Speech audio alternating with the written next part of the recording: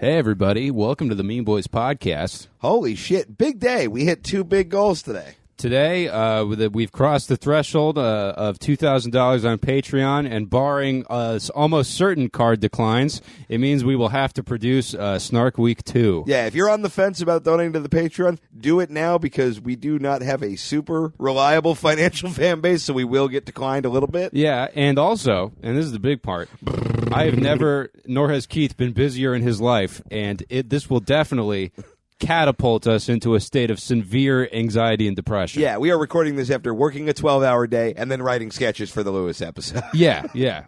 So there's no way that this is not going to end in just some kind of weird fucking... It might be both the greatest week of the podcast and the last week of the podcast. Yeah, it's going to be a spectacular meltdown. One of us will die, and the money is on Tom. 'Cause I feel like you and me, our instincts will be to team up, and we'll just eat Tom. Yeah, I mean, we're basically doing like some kind of like reality TV show challenge, but for 4,000 people. Yeah. So, if you want to enjoy that level of commitment to a stupid bit for a little bit more money each a month, I mean, what does Mean Boys ever get down in there? If not like putting ourselves in incredible like pain and anguish for a very small amount of exposure? Exactly. Yeah. But we do it. It makes you people happy, so that's why we do it. And all that joking aside, we are very very grateful to you guys for donating to the Patreon, and we are excited to do Snark Week. In theory, in practice, God help us all. I'm excited to have done it. There we go. Is what I want to say. I'm excited to talk about it the way we talk about the first Snark Week, like our personal Vietnam. Yeah. No, like, man, remember when we were in day 4 and we were like, how the fuck are we going to make Jacob Siroff interesting? And the answer was, we're not. Love you, Jacob. Yeah, you're a good dude, man. Yeah, it's funny. We also hit fucking 400 iTunes reviews, which means we're going to go interview Keith's mom. Yeah, and I'm going to hit her up tomorrow and inform her that this is happening. She hit me up recently and said she would do the podcast at some point anyway. Okay. I've told her multiple times about this deal, and I don't think she totally understands it. Yeah. But I would like to put together a Denny show up in Fresno and do this as a live event. Yeah, that'd be fun. I don't know about doing the podcast live, but we can have your mom. We'll figure it out. I have some ideas. But the point is, we're going to go to Fresno and deal with my mom very, very soon because we did hit the 400. Do we know what the 400th review was? Because I want to know who fucking put the nail in this coffin. Oh, it's so good. Oh, I don't think you've checked this yet. But, no, I don't read the reviews. I don't know if this is exactly 400, but it's right. There was a big batch of them that came on board August 16th. Okay. So, Mediocre Ass Clown, 5 stars by Randall Maynard. You faggot. If you find yourself wanting for gratuitous self-promotion and poorly veiled peacocking spewing forth from the mouth of an insecure and self-important ass clown, then look no further than Connor McSpadden on the Mean Boys Podcast. Connor cannot help himself from attempting mediocre burns and roasts based on the most superficial and obvious qualities that are only transparent attempts to flagellate his own fragile, minuscule ego. His fragile ego, minuscule self-worth. You should have punched this up, Randall. After these attempted, quote, jokes, Connor will continue to make inquiries to ensure that we are, quote, still cool, because he clearly hopes and believes that his words have had more than the fleeting and easily ignored impact on his target. I would not describe Connor as, quote, toxic, but I value creativity and originality in my writing. Oh, yeah, the fat one and the gay one are pretty funny, but I can't be bothered to remember which one is which, though. Wow. Spoken like a guy who's definitely not butthurt at all. Holy shit. Man, I want confirmation. That's you really owned me with that essay. Dude, Randall. We are bringing Randall in here on Snark Week, and we are starting a fucking war. I fucking hate Randall. Dude. We're just two grown-ups that don't like each other, and that's okay. Me and Randall were cool, too, when I went and did Unpops on 9/11, and then now he's calling fucking shots. We just don't get along. All right, you fucking bone smoker. Thanks for giving us what we asked for, and we'll see you in Snark Week. Yeah, buddy. You got plenty of time to read a thesaurus. You've got the word mediocre in here like 3 times. Yeah, I mean, he put quotes around the word jokes, so you know he's really... Whoa, fucking harsh, man. I love when people do that, when they're just like, this alleged comedian. I'm like, it's the least work you could do to make me feel bad about it. I mean, some of that stuff might have gotten under my skin if it had come from someone I respect. But, because I'm not going to lie, it's not like anything you said isn't true, but also... Yeah, I mean, being that this came from a a graphic designer for the internet's 12th most relevant fucking satire outlet. I don't. Congratulations on being the last guy at Cracked who probably didn't rape anybody. But all that shit bounced right off my fucking Wonder Woman bracelets, you silly bitch. All right, so well now you just leave us a review on iTunes for fun, I guess. We'll come up with a new. Yeah, well, I don't know what 500 is going to be. I'm open to suggestions if you'd care to send us a tweet. I know Tom has some stupid ideas. Let's go with something else. Yeah, I'm just gonna say, okay, at 500, I will buy a new hat. Yeah, but it'll be bad, and that'll be funny. And I also won't do it. Yeah, and also I'll talk about it forever. Yeah. Yeah, you're trapped. Anyway, hop over onto the subreddit and talk about the show with your friends, the listeners, your fellow listeners. And by the way, all other stuff, shit posting and everything is this great. Sweetens the pod for you. If you haven't gone over to the subreddit, I am going to be throwing a status up for you to ask questions that we get to ask my mom. Oh, yeah. We'll do it. Once we have a date locked in for the mom record, I'll put that up there. I'm going to put it on the Reddit, so you got to go over to the subreddit to ask questions of the mama. Ooh, yeah. We call that a traffic driver here. I mean, straight up and down. We talked about it with our segment producer. You're going to get to hear it no matter what, but the subreddit is a great place. We love that you guys are hanging out there. And I think let's build it up. So, go pop over there and ask Keith's mom some questions, or the Discord channel for a more up to the minute discussion of whatever. I don't know. It's mostly people being like, where do you live? Oh, yeah, we got Whataburger here, too. Yeah, sometimes I go there and do drugs. I got to figure out what Discord is and go check this thing out. Yeah, look, and I just got to just show up in the Discord. I just go there at some point. I just go in there and make sure that no one's teaching anybody how to build a bomb, and then I say, carry on, you crazy kids. And if kids. they are, make sure they're throwing the bomb at the right people. Yeah. Randall Maynard's house. No, don't kill Randall Maynard. I want to do we're that. Lame now. I want to kill him on the Isle of Man in some kind of vehicular combat. I would like to murder him on Gunfight Island. I'd like to have a crossbow shootout in a modified dune buggy, surrounded by people with mohawks and football pads. This is how I've always wanted our story to end. You can follow us on Twitter and Instagram, and subscribe to our YouTube channel if you want to click 3 things that'll make us smile, help us out, and just stay on top of what we're doing. We tweet fun thing. We haven't been posting as much shit. We're fucking busy, but Yeah, and by the way, we'll be back to being irrelevant again soon. Yeah, 2 quick things. Number one, for those of you who tweeted us saying you missed more of the segments, more of the sketches and stuff, they're coming back. The show's not falling apart. We have been wildly busy. We can say what we've been working on now. Yeah, we've been writing for Historical Roast, a forthcoming variety comedy series on Netflix where Jeff Ross roasts the past. Yeah, which will be it's going to be a fun show, but it is eating up a tremendous amount of time. So yeah, the show has felt a little weird lately. That's why. It's because of the 60-hour work weeks. Yeah. Now, I'm used to working about negative 12 hours a week, so this is not... We're all dying, and I knew it was going to be trouble the second I had to turn to Tom and be like, hey, buddy, I might need you to carry some work this month. His eyes span in 9 directions. A quick question. What's work?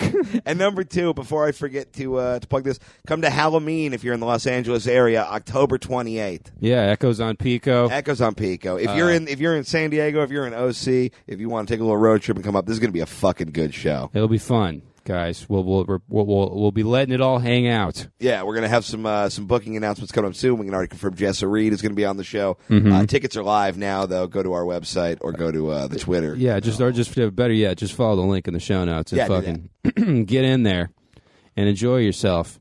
And speaking of enjoying, Louis J. Gomez is our guest this week. Gotta love old Louis J. And it was a fucking great time. This one's a little bit. We did a Mexican joke off with just the boys, and then we segued right into just more of an interview, a hang sesh with the I almost called him the Gome dog, and then I'm like, that's not a thing. Oh yeah, with the Gome dog. Yeah, with the Puerto Rican chupacabra, or whatever the fuck he's called. Yeah, with the fucking Dominican garter snake. Yeah, with the Haitian gecko.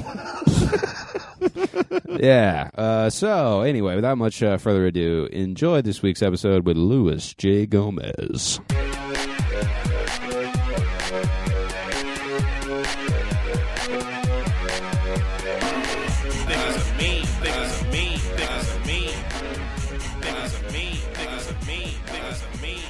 Hey, everybody, welcome to the Mean Boys Podcast. Keith here with Connor and Tom. Doing it a little different this week. We have Louis J. Gomez of you guys harassing him on Twitter fame. Came by. Fucking great episode. After the first ad break, you're going to hear Louis come into the studio, but we decided to jump in and do a Mexican joke off without him because he's too famous to do the homework. Yeah. Too many Twitter followers to write the joke. He's too illiterate to write. What are these squiggly lines? Are these word numbers? Yep. Where are the pictures? Guys, what did I tell you about school hieroglyphics? You need to explain it to me using emojis. Do you have any idea how hard it is to give a man directions when you can only use pictures and bright colors and noises? Yeah, it's like talking to a particularly dull mummy. Yeah. So we just wanted to give you guys a little bit of an actual scripted show before our little the interview fun thing with Lewis that I think you guys will actually really get a kick out of. Yeah, a lot of things said. Yeah, a lot of things. Funny things. Some new interesting fight Good details things. and nuggets and such. Violent things. Fight deeds. Friend things. Keep saying things. Thing things. It's time for the Mexican joke. Da-na-na-na-na-na. So topical. It's on Sports Center, you dumb asshole. So topical. You fucking goon. It's like you boxed in all your goon while Lewis was here. Yeah. Now you're just Well, like, Tom- I'm the one. Well, originally I was gonna wear nothing but How boxing glad are gear. you we didn't let you do that? Well, No, honestly, I should have done it. I should well, I have. have a boxing robe right there that you didn't even touch. Oh yeah, I could have wore that. Well, I was gonna wear my boxing gloves. I was like, it's gonna be pretty fun to wear boxing gloves. We'll try to hold a microphone and flip through these pages. Yeah, well, Tom was clearly just like, all right, this is really important to you. Don't let Lewis know anything about your personality so you can successfully get this fight. I'll start it off this week, everybody. A prisoner at San Quentin fatally stabbed a death row inmate. The attacker has been charged with murder, and the victim has been charged with first-degree cutting in line. What a spoil sport. Yeah. Suspect in a Florida sex sting claims he only showed up because he thought it was a trap and wanted to see it unfold in action. He also told authorities he was, quote, holding that poopy cucumber for a friend. I do like, because I kind of sympathize with this guy, where if I was like getting invited to something, I was like, oh, this is definitely like an orgy sting or something by the local. I'd be like, it would be pretty funny to watch everyone get arrested at this orgy. Man, the phrase Florida sex sting that sounds like a brand of mace. Yeah. Sounds like what Kim Congdon does after you fertilize her eggs. Yeah, but she can only do it once, and then it pulls her guts out. Just Steve Irwin's you in the heart with her poisonous fingernails. Speaking of Florida, a Florida child whose parents refused to give him the flu. Fuck! God damn it! Give him the flu. Fuck. Yeah. Florida child whose parents refused to give him the flu vaccine has died from the flu virus. Nothing in the world is sadder than a kid having to live in Florida for a while. All right, if maybe I fucked it up 5 more times. Yeah. Sometimes I write bad things. What are you doing here? I'm getting out all of the Tom. I was holding it in to seem professional. He's Tom-stipated. I'm like, someone grab me my boxy gloves. I'm going to wear them on my feet. But how is that supposed to help? I want to be an upside-down kangaroo. Yes. This one's rough. This week marks the 20th anniversary of the murder of Matthew Shepard. Homophobes worldwide are planning to celebrate by flying their gay teens at half-mast. What did they do to him? They tied him to a fence. Yeah. I mean, I laugh, but it's a good joke. Yeah. It's not good. You know when they put the little plastic cups in the fence to spell out the name of the school? Yeah. That's what ISIS does, but it's gay people to just spell out ISIS, you know? ISIS class of 18 rules. Yeah. All right, we need 3 midgets to do the exclamation points. Yeah. Why did I write in an ellipses? These severed heads are... Okay. The sword is dull. I need a new one. Go into town, and when you see guy with pink T-shirt, bring back head. We are almost done with mural. Elizabeth Warren released DNA test results showing a strong likelihood of Native American DNA. Ironically, releasing test results proving you're Native American is the whitest thing you can possibly do. Yeah. That is what disqualified me to that. I'm like, okay, if you got a 23andMe kid, you're fucking white. Yeah. You know? That's it. Yeah, it's honk ass. And if you're looking for any out. And the more excited about it, the whiter you are. A 23andMe kid should just be called "What slurs can I get away with?" .biz. Yeah. That would be great if they just give you an envelope and you open it up and you're like, oh, I got spick. You know, like you're just like you're allowed to say it now. Yes, like booster packs. You're like, oh my god, 25% African. The Charizard of fucking 23andMe results. I got a holographic jab. Yeah. A Southern California pig had to be lured back into its home via Trail of Doritos ET method after it was seen running around the streets. After it was locked up, it was heard saying, "Keith C. phone home." Man, you took a long walk to an ET joke. You had a pig from California who loves Doritos. It was all there for you. I heard you say shit. This happened in San Bernardino, my old Yeah, it did. stomping grounds. Yeah. Yeah, everyone was sharing pictures of it. It was pretty cute. It was a cool pig. I would ride the hell out of that pig. Yep, that's Tom's Well, I'm mount. flattered, but I just like yes. Yeah, for a D&D. like a horse. Tom rides around on a pig. Dude, I think his hog mount. I think I would look so much more natural riding a pig like a horse than a horse. You look much more natural riding a pig than a car. You know, I mean, people like, oh yeah, my Uber's here. We talked about this somewhere, but I just picture you riding on a giant pigeon. I don't remember that. Like an Avatar, but for trash. Yeah, Dude, pig with you wings. got like some shitty like saddle you've made out of an old messenger bag that you're using to fucking steer the Dude, pigeon. that's like my medieval. Full of crumbs, and you just throw them where you want to go. Yeah. You have like a crumb slingshot, so he's just chasing different, various. My clumps of medieval bread. mode of fairy tale mode of transportation is a pig with bat wings. I think I would nothing would be more fitting for me than a pig with bat wings. I don't hate it. I agree. A drag queen broke his hand punching a Nazi in the face. Friends knew the man's hand was injured because his wrist was no longer limp.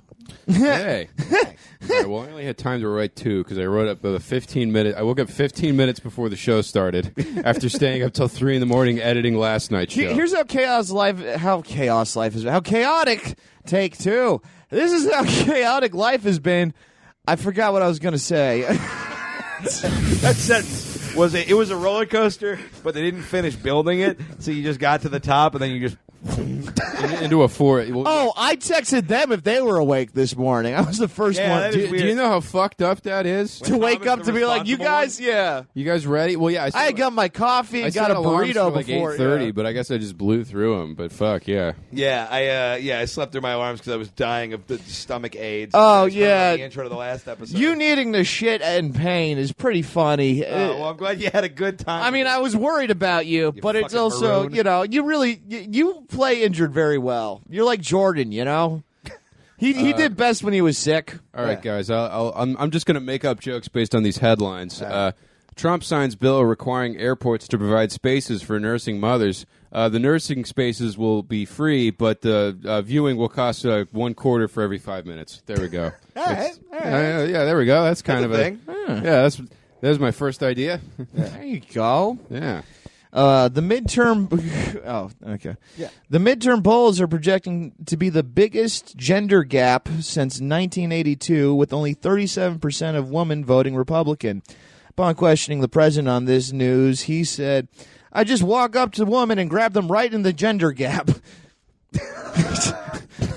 Sure. Gender gap is a new term for pussy. We need to do new names again. Yeah. I mean, that wasn't necessarily a proof that we need to do that. No, I don't prove anything. Yeah. I prove that proof is bullshit, I think. What am I said? Guys, someone say words no, I instead just of like me. you just to ramble your way. Tase me in the butthole. Oh yeah, we'll get The there. butthole shall be tased. You really were like just. I am the toffee lord. Well, yeah, you were just like talking so regularly while Lewis was in here, and then it's like you put on the mask. But it here's makes the you thing, stupid. Okay, we finished with Lewis, so I'm going to go have a cigarette and huff a full bag of paint, and then when I come back, I'll be garbage. I That's could be normal. It's just that, boring. You know that article where like it tells you all the okay, drugs. you Hot Topic T-shirt. Yeah. yeah, man. Normal is boring. I've dyed my hair. Sarcasm is another free service I provide. Yeah. Wait, no, the edgiest article guy at of the taco Hunter S. stand. Thompson, all the drugs he does, and he finally starts writing at 2 a.m. You know, Yeah. Tom, it's like noon. You know, fucking flapjacks, absinthe, lunch, cigarettes, jogging, afternoon, boxing practice, weed that he borrowed from his roommate. At 8 o'clock, we podcast. Yeah, fucking yesterday I ate Sour Patch Kids for breakfast and then went on a 2.5 mile run. Oh, you after you smoked a cigarette. Yeah, after I smoked a cigarette. Well, yeah, Tom was just hanging out in my room while I was editing the show, and I was like, "So how was your day?" And he's like, "Good. I had those Sour Patch Kids for breakfast, smoked a cigarette, and ran 2.5 miles. I could have gone for 3.5 if I'd eaten something that wasn't that." A lot of protein in the Sour Patch family. Yeah. All right, and finally, Or no, we get 2 more. Never mind. Yeah, Members of the hate group, the Proud Boys, got into a violent altercation with protesters in Manhattan. One onlooker was quoted as saying, "They're good people on both sides, doggy." Wrote ironically, as you'll hear later. All right. A rare Viking ship was discovered using radar. Where'd these Vikings get radar?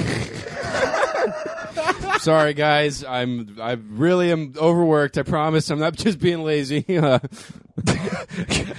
I have a joke I've written for this headline, but I'm going to wait till we get to you. Okay. All right. I got to think of mine. Sears filed for bankruptcy. Bad news for people needing new shoes, tires, and a crock pot, but think they are too classy for a Walmart. All right. A Michigan man was accidentally run over by a lawnmower while trying to murder his son with a chainsaw. Authorities are calling it the darkest episode of Home Improvement ever. We need more our kids back. All right. The government is spending millions of dollars to guard Confederate cemeteries. I've heard of a gated community, but this is ridiculous. Fuck yourself. That's what I thought of. Government spends millions to guard Confederate cemeteries, proving when there's no more room in hell, the South will rise again. Oh, yeah, that's good. Harvard has been found to exclude Asians from being accepted into the school. What? A school in Boston is racist? Shocking. I like to think that you counted how many vowels you were going to add to each of those I don't words. count. What? Yeah. Like Asians. it is That's when my calculus teacher, Mr. Chang, went to Harvard. He went to high school in Harvard with Barack Obama, weirdly. Oh, weird. And he was like, yeah, they would like Harvard will send me to like interview kids that like want to go there, and they'll just be these Asian girls that have perfect grades in every extracurricular ever, and I'll just be like, you're doomed. And, you know, They like, accepted a secret genius janitor before an Asian. You are aware that that film is not a documentary. I don't. You don't know that. Well, we'll be right back with Louis J. Gomez. yeah, right after this. Do you need a dog right now? Don't have time for the rigorous process of buying one from a normal dog buying place? Then visit the box of small dogs on the side of the freeway. Hi, I'm not a cop, official spokesman for the box of small dogs on the side of the freeway. These small dogs are standing by and waiting for you to pick them up. How did they get there? Who put them in that box? Why ask? There's definitely a story, and it ain't a good one. The box of small dogs on the side of the freeway is so easy to use, even a fucking retard can do it. Just go to the side of the freeway. You know the one. There you'll see the box. You'll know it's the one you're looking for because it'll be full of small dogs, unless they all got took or a truck tried to merge too late. Just pick out the dog you want, and now that's your problem now. Presto! The box of small dogs on the side of the freeway's got all kinds of small dogs for your taking pleasure. We got the brown one, the little one, the other brown one, the fucked up one, the one that's actually a sick cat, and more. Don't delay. Supplies are limited, and traffic is getting hairy. The box full of small dogs on the side of the freeway. Because one man's act of hasty animal abuse is another used free dog. Hey, everybody. Welcome to the Mean Boys Podcast. You accept the special guest you think you deserve. I'm Connor McSpadden. I'm Tom Goss. I'm Keith Carey. And I'm The Puerto Rican chicken himself, Louis J. Gomez. Puerto Rican chicken. Yeah, you remember all our fans have been harassing you for a while because you wouldn't fight Yeah. Tom. Do you remember when we did that for a week and then you were very polite about the whole thing and it kind of blew over? Wow. Yeah. Wow, we Well, really got Yeah, you. this is what you get for being really nice to me. Yeah, well, no, here's the thing. I said I'll fucking fight Tom. I'll fight Tom right now in the backyard. I'm just not doing it on fucking we pay-per-view. don't have a backyard. You got to go on the roof. Garbage barge. Yeah, roof. we- Oh, the barely have roof a would be house. good. 2-man climb, 1-man die. Because whoever's losing, the winner's probably going to fall through the roof, and then that's a real TKO. Yeah. We want to. It's like backyard wrestling. You create as many different things as you can to make it more dangerous. They're like thumbtacks on top of the roof. And, Yeah, yeah, exactly, Barbed yeah. wire and live chickens. All the shit that's All the already shit up that's there. already up there. Yeah. I do feel like you could hit Tom with a staple gun and he would barely notice. Like, honestly, fighting in our front yard would be playing on one of those shitty Smash Bros. Stage where it's trying to knock you off. There's just like Latino toddlers throwing grapefruits at you from across the road. There's Or Ellis Mania. Yeah, Yeah, it's pretty much the same thing. My favorite That's part. pretty much Mario Kart for guys that work at factories. You just show up and you're like, I got to pop his balloons and I get $500. I could take my wife to Sizzler. Yeah, we all watched the fight in the garage. My favorite part was the ball fucking fell into the ring while you guys were fighting. Now you get the fucking Somebody ball. threw it. Yeah, Threw it. yeah. 'Cause The fight before us was a roller skate fight, and they had two guys on roller skates with boxing gloves on that got to box while they gave the fans dodgeballs. Now, did following that, did that lessen your moment? Because it was fucking watching the whole build up to it was incredible. Watching the fight was exciting. It was the whole thing was a fucking blast. It was awesome. I was so happy for you. But was it a little bit soured by the fact that you had to go on after circus shit? No, not for me. I mean, it was like it wouldn't have been. But then I have Michael Bisping rolling his eyes. Yeah, that's so fucking nuts. Fucking, trashing me the whole I'm going like I'm in my head like this is like the biggest moment of my life. Right. Meanwhile, there's like circus clows and goats walking by me for the next fight, and he's just to fucking. you, this is Rocky. To Rocky, this is like B-roll. That's the movie. yeah. So it was the whole thing was kind of surreal. I liked it, dude, and like I said, I really. It's so much, Tom, and if you end up fighting on our comedian MMA pay-per-view that me and Ari Shaffir are going to eventually try to put together, you'll see, dude, it takes so much to do, and it's a lot. I just felt like Tom was a nobody. Yeah, which is fair. Not incorrect. I was just going like, at what point something's got to give here? I can't just keep on fighting smaller LA nobodies. Yeah. They're eventually going to bite me in the ass. People are going to be like, hey, dude, what's going on? You're just sort of a bully. What are you It's unfair doing? to call Tom small. He's also kind of fat. He's not fat. Tom, here's the thing, Tom, I'm sure is a scrappy motherfucker, but the reality is like, what's the upside for me? I'm way bigger than Tom. Right. So if he beats me, he's a fucking nobody who then beat me. I got beat up by a small nobody. Yeah. Where is the upside here? I mean, there's No, I'm plenty of with you. upside for us because it's Yeah. I see your point. I mean, as a guy to whom this is not important at all, nothing but upsides. Yeah. But we talked about this. We're like, the only two ways this is good is if it's the best fight ever or if you knock Tom out In like 3 seconds, like, it would have been we so would've funny. loved that. We Here's the would've thing: I would have been loved him pissed, but it would have been so fucking funny. I wouldn't be I mad. had a framed poster of him on the like, blown up like as big as possible. Like I would You would have have been the Muhammad Ali of this crack house. Yeah. I get fucking, dude, I get like obsessive with it, and that's what happened, dude. I got obsessed. I could tell, man. And it was like, it was really cool. I want to do it again. I want to definitely, just for the simple sake of getting in shape and like sort of setting this like weird goal that has nothing to do with getting in shape. Like you have to be in better shape or you could fucking die. Right. Yeah. This is a little. I'm exaggerating it's a little like bit. People but learn that they can actually write jokes when they do roast battle because they're like, oh, if I bomb, everyone's going to think I'm a stupid asshole in front of all my friends. It's like,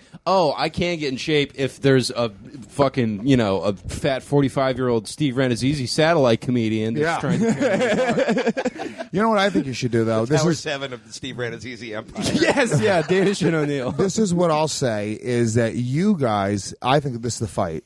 Triple threat MMA fight between the three of you guys. No. I would last rather be man dead. standing. Really? You wouldn't do that? No. Against It was just Tom coming to just destroy both of you. Tom's going to cause more friendly fire than anything else. He's going to like land on me and break my brittle bones. It's going to be me and Connor both just strategically trying to figure out how to hide in a ring with 10,000 people. All you got to do is he's got to like remind Tom about some broken relationship he had. He'll start punching himself in the face. With 10,000 people watching at home on the Opie and Anthony subreddit, streaming it illegally. Use the schizophrenia equivalent of throwing sand in your face. Yeah. Start beating yourself. Yeah, well, dude, that's nobody has punched me in the face harder than I've punched myself in fits of rage. Just pure fucking. You do seem like a guy that would punch yourself and like. Yeah, because like you can't you're punch like, your girlfriend. I don't have time. I don't have time for coffee this morning, so I got to give myself a little Puerto Rican wake up call. Yeah, punch myself. Yeah, I have a dent in my car the size of a bowling ball, and it just came from I shouldn't punch that other guy. So you punched. I punched my car, and it's still that's there. not going to do it. Yeah, that's it. Like No, Tom is actually training for the Street Fighter bonus round. Cast digital. Yeah, you should see what he can do to barrels. Well, he's throwing them at princesses. Yeah, He's it's crazy. dynamite. It's Yeah. great. He's doing this whole CrossFit program where he Riding down them in waterfalls, throwing them at princesses. Wearing them as pants. yeah, 2 straps. That's all you need. Breezy. Tom, you do look like you could wear a barrel as an outfit. I'm sure I could. Yeah. No, this has been an ongoing theme, and I should start. I barely don't already dress that way. think I already you'd be just like, find most of my clothes. I got to put on my formal barrel, and it's just a different barrel with Yeah. a bow tie stick. And Lewis's outfit, right? I was saying we got to start the show just because I had so many thoughts. I'm wearing the same outfit as you. You are. It's the same outfit. This cocksucker is like, dude, I got a lot to say about your outfit as soon as we start. Me, my sweatpants, t-shirt, sneakers, and hat. You dickhead, the same exact thing.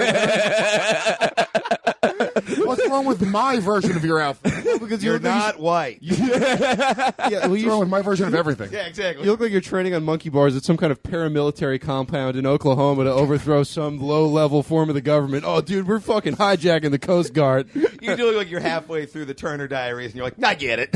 Yeah. They're like, you're the diversity pole in the sleeper cell. And they're like, no one's going to see it coming, okay, this guy? Fuck, man. What are you in L.A. for? How long have you been here for? What's the trip been like? Yeah, we got tonight and tomorrow we got Legion of Skanks live at the Comedy Store. And then Thursday I'm running my hour at the La Jolla Comedy Store. By the way, nice. you got some tour dates coming up. I want you to talk about those because I fucking love the branding for this thing of Louis J. Gomez presents Louis J. Gomez. Is that what it is? Yeah. That's too funny. Every time Louis finds something about himself that makes people mad, he just leans into it and becomes more popular than ever. Well, it's kind of a knock at Amy Schumer. As are most things you do. Yeah. I mean, the Equinox hat, that's a subtle attack on her. It really is, dude. I went, why couldn't she? Yeah. You asked if I can afford it. I think you can afford it. Yeah, she just produced the Mark Norman special and Sam Morril special, and I don't really give a fuck, but it's very funny that, like, if you look at the font sizes, like, her name is just as large as their names, that her name comes first, and, we had Mark on our show, and he talked about just sort of, like, she kind of like stole the pop. She comes out and she, she stole the pop. Yeah. and she comes out and the crowd goes nuts for her, and then he comes out afterwards and the second like intro is, his introduction is smaller than her introduction, and it's just fucking bizarre. Yeah. So and then also, the industry won't. So you're gonna bring yourself on and then change outfits really quick? Yeah. I'm gonna I just so sort of it's also, and then also I'm like a self-producer. I produce my own shit. Like nobody gives me anything. So it's also, it's that as well. Oh, look around. Us neither. Yeah. You guys are We just haven't stolen enough of your fans to do it on the level. No, you'll that do you it soon yet. enough. You guys are coming up. Legion of Skanks, we're starting to hate each other. You guys still have that chemistry. It's great. It's perfect. Oh, yeah. Yeah, we got another 6 months before this. Yeah. I mean, in terms of people that should be business partners with anybody, we're all pretty much tied for last. So that makes it sort of equal. You know what I mean? I think I'm the last. I think I'm the worst business partner I didn't here want by to a say it, but landslide. yes, you have definitely picked up on your bronze medal finish. Business aptitude, Tom. Yeah. I think, the Legion of Skanks crew, we're fucking, I don't know. It's what we're doing and what we're trying to do, I think is it's pretty cool. And you guys are fucking the next generation of this shit, which is like you're the, Well, it's kind of I think I'm talking about saying the N-word. Patreon and everything. I'm just talking about saying the N-word. That's really it. Yeah. We keep that off there. He got those out of his system in the living room playing with his $10 toy. That was pretty great. Just watching Louis play with a Japanese children's toy and yell racial slurs. Yeah. But yeah, no, I mean, it's kind of a firewall against the industry ever giving a shit about you. Because if you sort of have your own thing, then you can be like, well, no, it's very good, very real chance no one ever is going to want to put me on TV or hire me or anything. But if I can get, these 10,000 people to give me $5 a month, then, I can keep, then it's, and watching what you do, paying for cover up for my girlfriend's really, bruises. It's really kind of like fed into like what we do here, where I'm like, oh yeah, kind of fuck trying to grab. and by the way, she's Puerto Rican. She's bruise colored already. Yeah. That's why I started dating her. I was like, you never tell. Louis picks out girlfriends like bananas at the store. He's like, look for that color where it hides. He's like buying a car. Like the black is going to show dirt. All right, we're going to. Sure. Yeah. Somewhere on the line, God just set the Puerto Ricans' melanin level to victim. And My girlfriend's bruise colored. I got to write that down. That's great. Yeah. I think you gotta do shit yourself, especially now. And people especially, they want to support people who That's what's fucking relatable, dude. You know, it's like everyone can relate to the guy who has not been given a chance because most people sit at home and not been given a fucking chance. Nobody's handed anything. And, you know, I don't look, I guess early in my career I would have wanted to be handed stuff. But now at this point, it just makes you fucking that much stronger, you know? Yeah. If you're, you know, and I think because we lean into it as well, we get away with it. You know, if you can't tiptoe, motherfucker. You know, you really do. You can't, if you tiptoe around and you want to fucking be half in, half out and hoping that you're going to, then they're gonna burn you. But if you're just like, yeah, dude, fuck you. Like we call ourselves the most offensive podcast on earth, and that's on purpose. We do it because when people see it, they go like, dude, don't even fucking press play if you're not ready to hear some fucked up shit. Right. And it gives us the flexibility to do it. I don't really do that same type of shit. I don't do that on Bisping's podcast, or if I go on, you know, a television show. I mean, my stand-up's pretty fucking offensive, but you know, yeah. Yeah, but I mean, I think there's also a need for that as well. People want to, dude, if you go around like people literally want to hear fucked up shit. Yeah. You know? They really do. So yeah, you guys are great, and you know, I did your live show back at the Creek and Cave, and I thought you guys were fucking awesome. The production you put into it, it's great. Now I thought I really did, because of the production you put into the show. I thought I was gonna come into like a really professional environment. Everybody kind of does. I did. I was like, these guys are fucking, and then I showed up, and then I was like, you know, I looked around. I was like, "All right, what's going on? Are we like buying drugs here?" And we're doing this at the house your mom died in. Surprise! And she's here. Roll a Tupperware out from under the bed. No, you ruined our middle segment. The game of what's that smell? Oh, shit. Oh, yeah, you guys are. You're fucking so good, and you know, this is. Dude, yeah, we love it. It's a gross environment. Oh, it's super great. That's the thing. We can afford to focus on making this show dumb and cool because we live in a gross. I live in the kitchen. Podcast. I want to get along with everybody, man. I'll take fans from Lewis. I'll take fans from fucking Comedy Bang As long Bang as if we're I get the taking, shot. that's I don't what's give a important. shit. Yeah, we really are fan. I'm just trying to Katamari Damacy my way to being able to fucking, you know, pay for the car insurance with this shit. Yeah. You know what sucks? My vape pen. You know, I said I hope I didn't break it. You broke it. It's not hitting now. Oh, well. I have weed. I just need to use your battery. Oh, sure, yeah. Hopefully it's just my battery that died.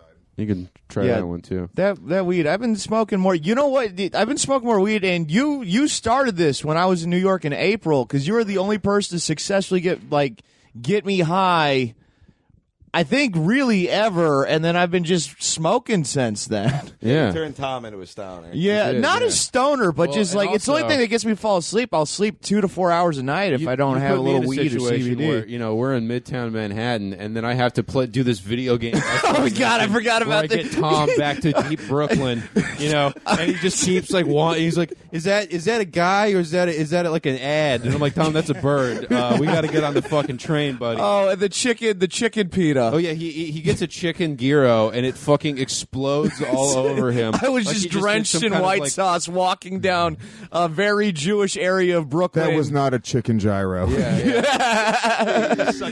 you just blew a fucking homeless guy. It's like, what? I got a chicken gyro. Yeah, come on. That's stick in tinfoil so you can trick the idiot. Well, that's what the fucking you turned yourself into like a divorced Gallagher show.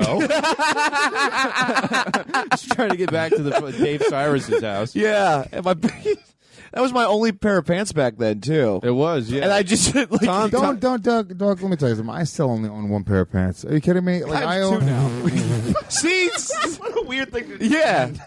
Don't fucking. You don't need more than you need one pair of fucking nice jeans that you wear. Then you need, another pair that's kind of a backup, and that's usually that backup pair. The thighs have been rubbed out from your fat thighs. For me, anyway. Yeah, you get a little bit of you get the little chafe chaps. Yeah, of course. Yeah, and those are sort of your backups, like when you're fucking, when you have a laundry day. Yeah. And then some sweatpants. A couple pair of shorts, you fucking fire, dog. Yeah. If you own more than one pair of jeans, you're a faggot. And I'll say See, that. you fucking losers. I own 3 pairs of jeans. Yeah. I also am a fag. Yeah. That's crazy, dude. What are you, a fucking fashionista? What the fuck is wrong with you? The Gas Digital SS is breaking into 3 pairs, sir. I'm sorry. It's crazy. What do you? The gay camp. I get it that it's fucking L.A. You guys got to be on top of the fucking latest trends, but Jesus Christ, dude, you throw in your jeans, you take them off. Who cares? Who's looking at anybody's jeans? If anybody's ever noticed that I only wear one pair of jeans for weeks at a time, That's creepy. they're also gay. I'm having sex with them. My girlfriend is gay because she fucks men. I've done the math on this It's many true. times. Yeah. I don't wear.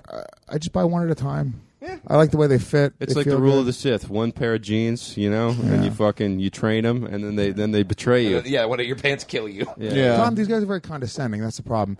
You're the leader here. You need to realize that you're the leader. Oh, of they this know. fucking group. They know. Oh, is that what we? Yeah, they You know. gas Dumb us up, idiot. and then you try to arm the rebels and stage a coup. Nice. I see your fucking move. I'm not standing for retard Contra. No Toms. Tom, you're the fucking leader here, dude. Don't let them fucking, the problem is they say too many words, and I see what happens, Tom. I get bored. out, but it's okay because you're only picking up on the ones that are necessary. I do the same shit. I'm like, Yeah. and You got to sit back, play rope-a-dope. Yeah, sometimes you got to let them fucking talk themselves out until they're tired. Then you go, okay. Tom's let's move 90 on. episodes deep, so I'm sure waiting for him to pay off on this rope. This is where he's real. Tom's stuck. more It's a long rope. more of a dope. Yeah. We got to talk about this. Tom has been. I don't want to blow up your spot, but you've been excited. Oh, I've been obsessing on whether or not this is going to happen. But Fight? yeah. It's not gonna happen. I already said it's not. No, gonna No. with you. Yeah. Oh, with somebody else. Yeah. We're not that thirsty. Don't worry. Yeah. Well, no, we really want to do it. Ari's just super busy. Ari and Sam Tripoli want to fight each other. I don't have anybody that. in particular that I want to fight, but I would do it. I would fight. I would definitely fight somebody else. Would you want to fight another comic or? Like, Yeah, and you have to be a comic. Okay, The so rule you're is you not- have to be a comic. You cannot have extensive training. Gotcha. You know that you can't be like a fucking fighter. Yeah. Could you fight like Kilstein? I know Kilstein's done like a. Kelsey's got extensive training. He Yeah. wants to do it though. I talked to him. Okay. He wants to do it, but I'd have to get somebody more advanced to go fight somebody like Kilstein, right? Because Kilstein's a legitimate martial artist. Right, I so you believe get that somebody to he's at least a purple belt, maybe even a brown belt in Brazilian Jiu-Jitsu. I mean, yeah, dude, Okay. he'll fucking strangle you, and then fucking, rape your sister. I don't know. What does Jamie do now? Is he raping chicks openly? Is that his thing? Right? What He's a if rapist. what if you institute some kind of roller skate handicap where he has to do it standing on a beach ball like a circus bear? All right, and you're blindfolded, and then Would you fight Jamie Kilstein, Tom? Yeah, I'll do it. Would you do it? Yeah. We could do a roller skate handicap. That's how we turn this guy into an alt-right fucking anti-hero. That's the way we do it. Yeah, dude. You just get a fucking Proud Boys shirt. Hey guys, this racist thumb Sure destroys won't. Jamie Kilstein. This racist thumb. Racist thumb destroys feminist pinky. Oh shit! Now I want that to happen. Yeah, no. Yeah. I don't know him. No, Jamie's a super cool dude, by the way. He is, but I think he'd fucking kill you. I think you don't want to go against somebody that advanced. You don't Yeah. have any jiu-jitsu, really, right? I have, I listened to one of the real ass where my jujitsu got played up a little bit. I have basic knowledge on the ground. I have some Knowledge jujitsu. isn't going to do shit, dude. You Yeah. You got to spar. You got to get in there and be in the. Yeah, no, I know. Philosophy in life. Knowledge is not going to do it. That's what are you talking about? Yeah, Knowledge is dude. nothing. But no, against anyone who's belted in jujitsu, they'll fucking whoop You my ass want on the ground. to be an MMA fighter? Here's what you do: you sell comedy club tickets on the street for several years. It's true. Pocket most of the money. I learned more MMA getting high and drunk in my living room with Dave Smith and my buddy Wes, who was a college wrestler. We would just get hammered and stoned, and we would fucking grapple in my living room like idiots all the time. I got cauliflower ear from it. I literally have cauliflower ear from grappling my buddies. Oh, shit. So people see my ears and they're like, "Oh, this guy's a fucking tough dude." This has nothing to do with anything. I had never trained or anything. I got cauliflower ear. So I'm just picturing this dojo, this training mod, the 36 chambers of Louis J. Gomez. But it really was like Yeah. you learn more. You learn more actually putting it into practice against other dudes that are just trying to choke you. It doesn't matter the technique's not there.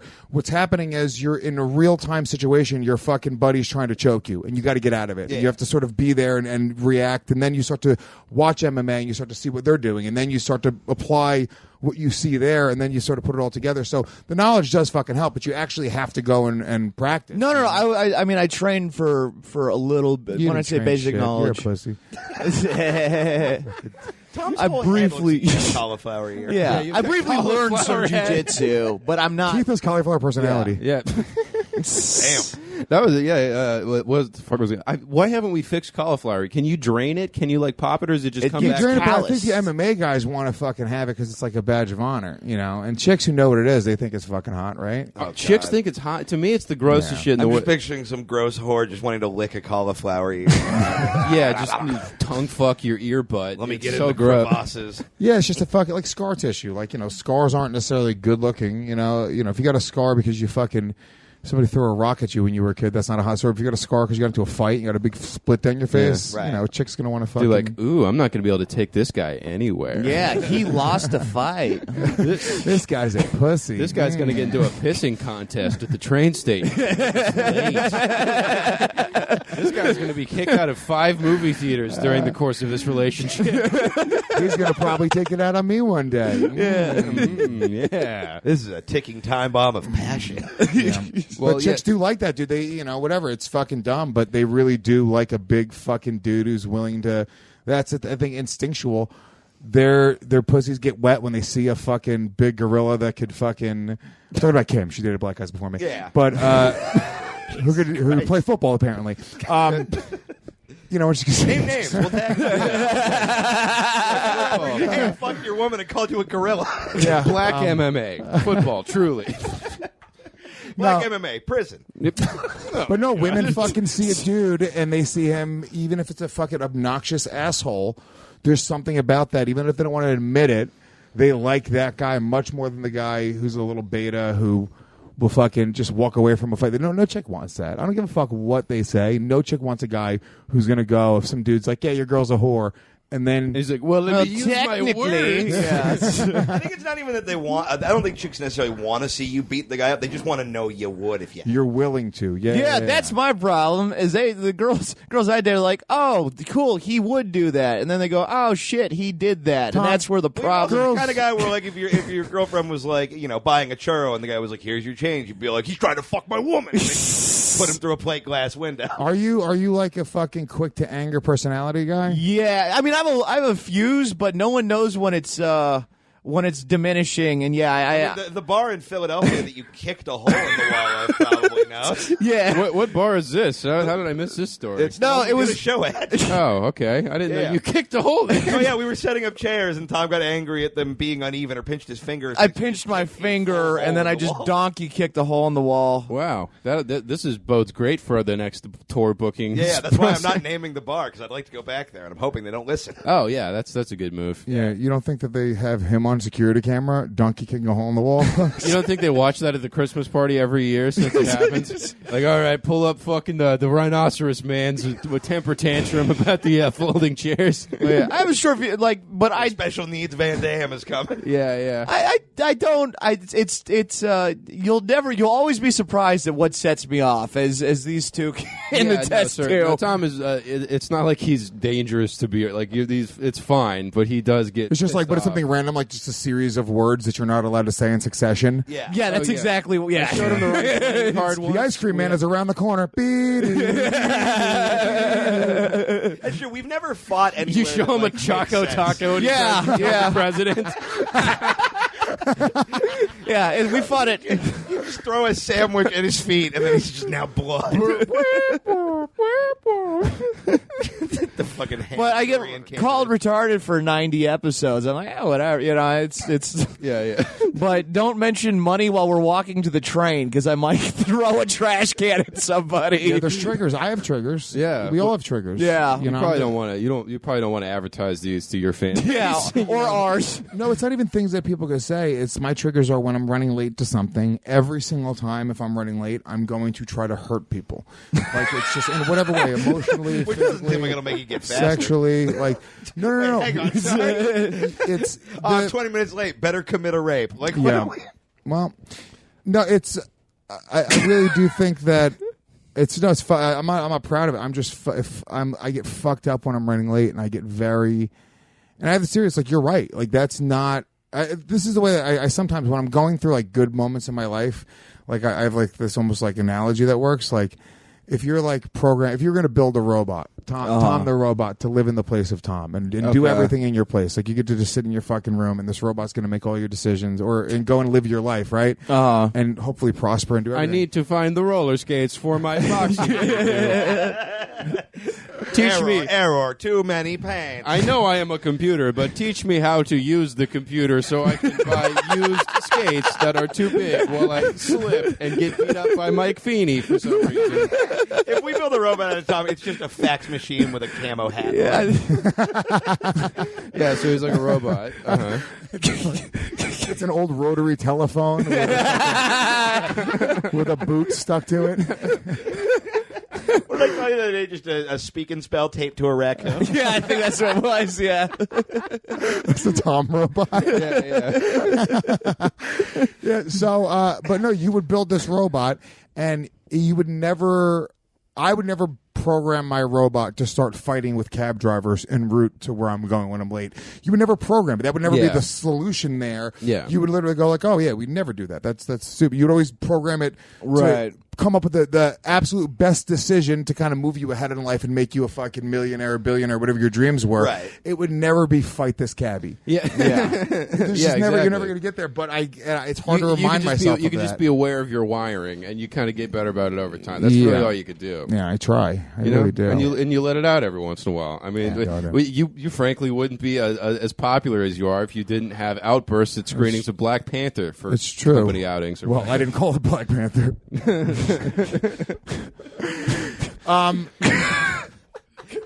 I like that we all came up with one in our head. We all moved on.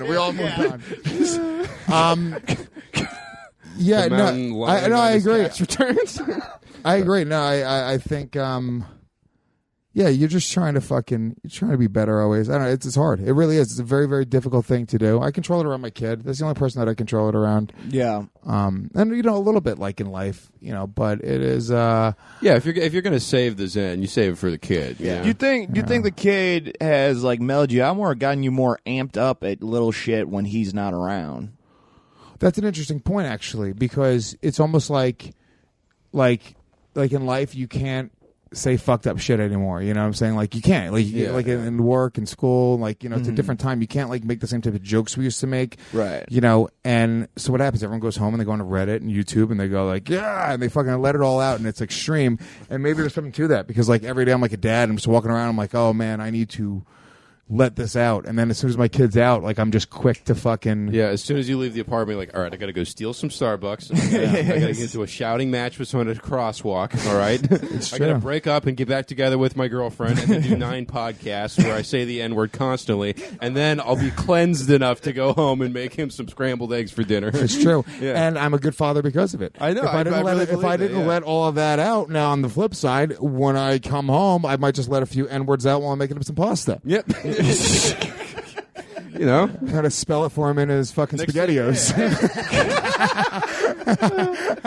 Next thing you know, he's the most popular kid at his private school. He knows all the cool words. Everyone's like, whoa, James brought in a new one. Have you ever heard of a garboon? Whoa.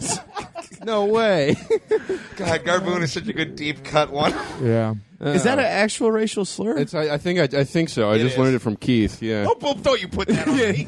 Hey, I've learned a lot of racial slurs from you. Okay. All right. Yeah. Maybe I didn't pay. Put on Quentin Tarantino. Sorry, I pay more attention to my friend. Wait, what? Yeah, what group does that? What do you think, Tom? It's in Django Unchained. It sounds Italian. I thought maybe it was that's what it is. They're yelling at the one Italian guy. Yeah, maybe. I don't know. I haven't seen the movie. Italian slave. Whoa, what about Italian Mandingo fights? Hey, come on. What's the matter? Fucking the master's up my ass. All right, you're up my ass. Something's got to give. Come over here. Maron. Bang. Tango Dice Clay. Yeah. How's the Dice Cast been received so far on the network? We're big Andrew Dice Clay fans over here. Yeah. We make fun of Andrew Dice Clay pretty much consistently throughout our career. Yeah, we just like to imagine if he had different jobs, just like every time. Sometimes you see a news story and it's like, there's a new seahorse that rapes other male seahorse, and you're like, marine biologist Dice Clay said, it's a fucking dog eat dog world or whatever it is. Right? Yeah, I got it. Yeah. Yeah, I get your terrible bit. You've been doing. Can you give me another example? Yeah. Quick, dude, 5 more. Yeah. No, I make up one. I enjoy this. Yeah. Weren't we supposed to write topical jokes? Yeah, I forgot we never did that. I didn't write them. It's fun. You know what? I didn't. I think I was don't only know why one. I'm bringing it up. I just want you to know I didn't do the homework. Here's the thing. The only reason I brought it up. You didn't, and that's why we didn't throw it to the segment. I was going to do it, and then I just got really busy, and I could only think of different ways to call Ariana Grande's breakup with Pete Davidson his new 9/11. That was going to just be 5 versions of that joke. So yeah. I was like, fuck it, you know. That's fine. I mean, we're only half of us did. Maybe we'll just keep riffing and play a game. You just got to in the turn the middle. Ariana tattoo into another Hillary tattoo. It's very easy to do. You can have or turn it into like an Aryan tattoo.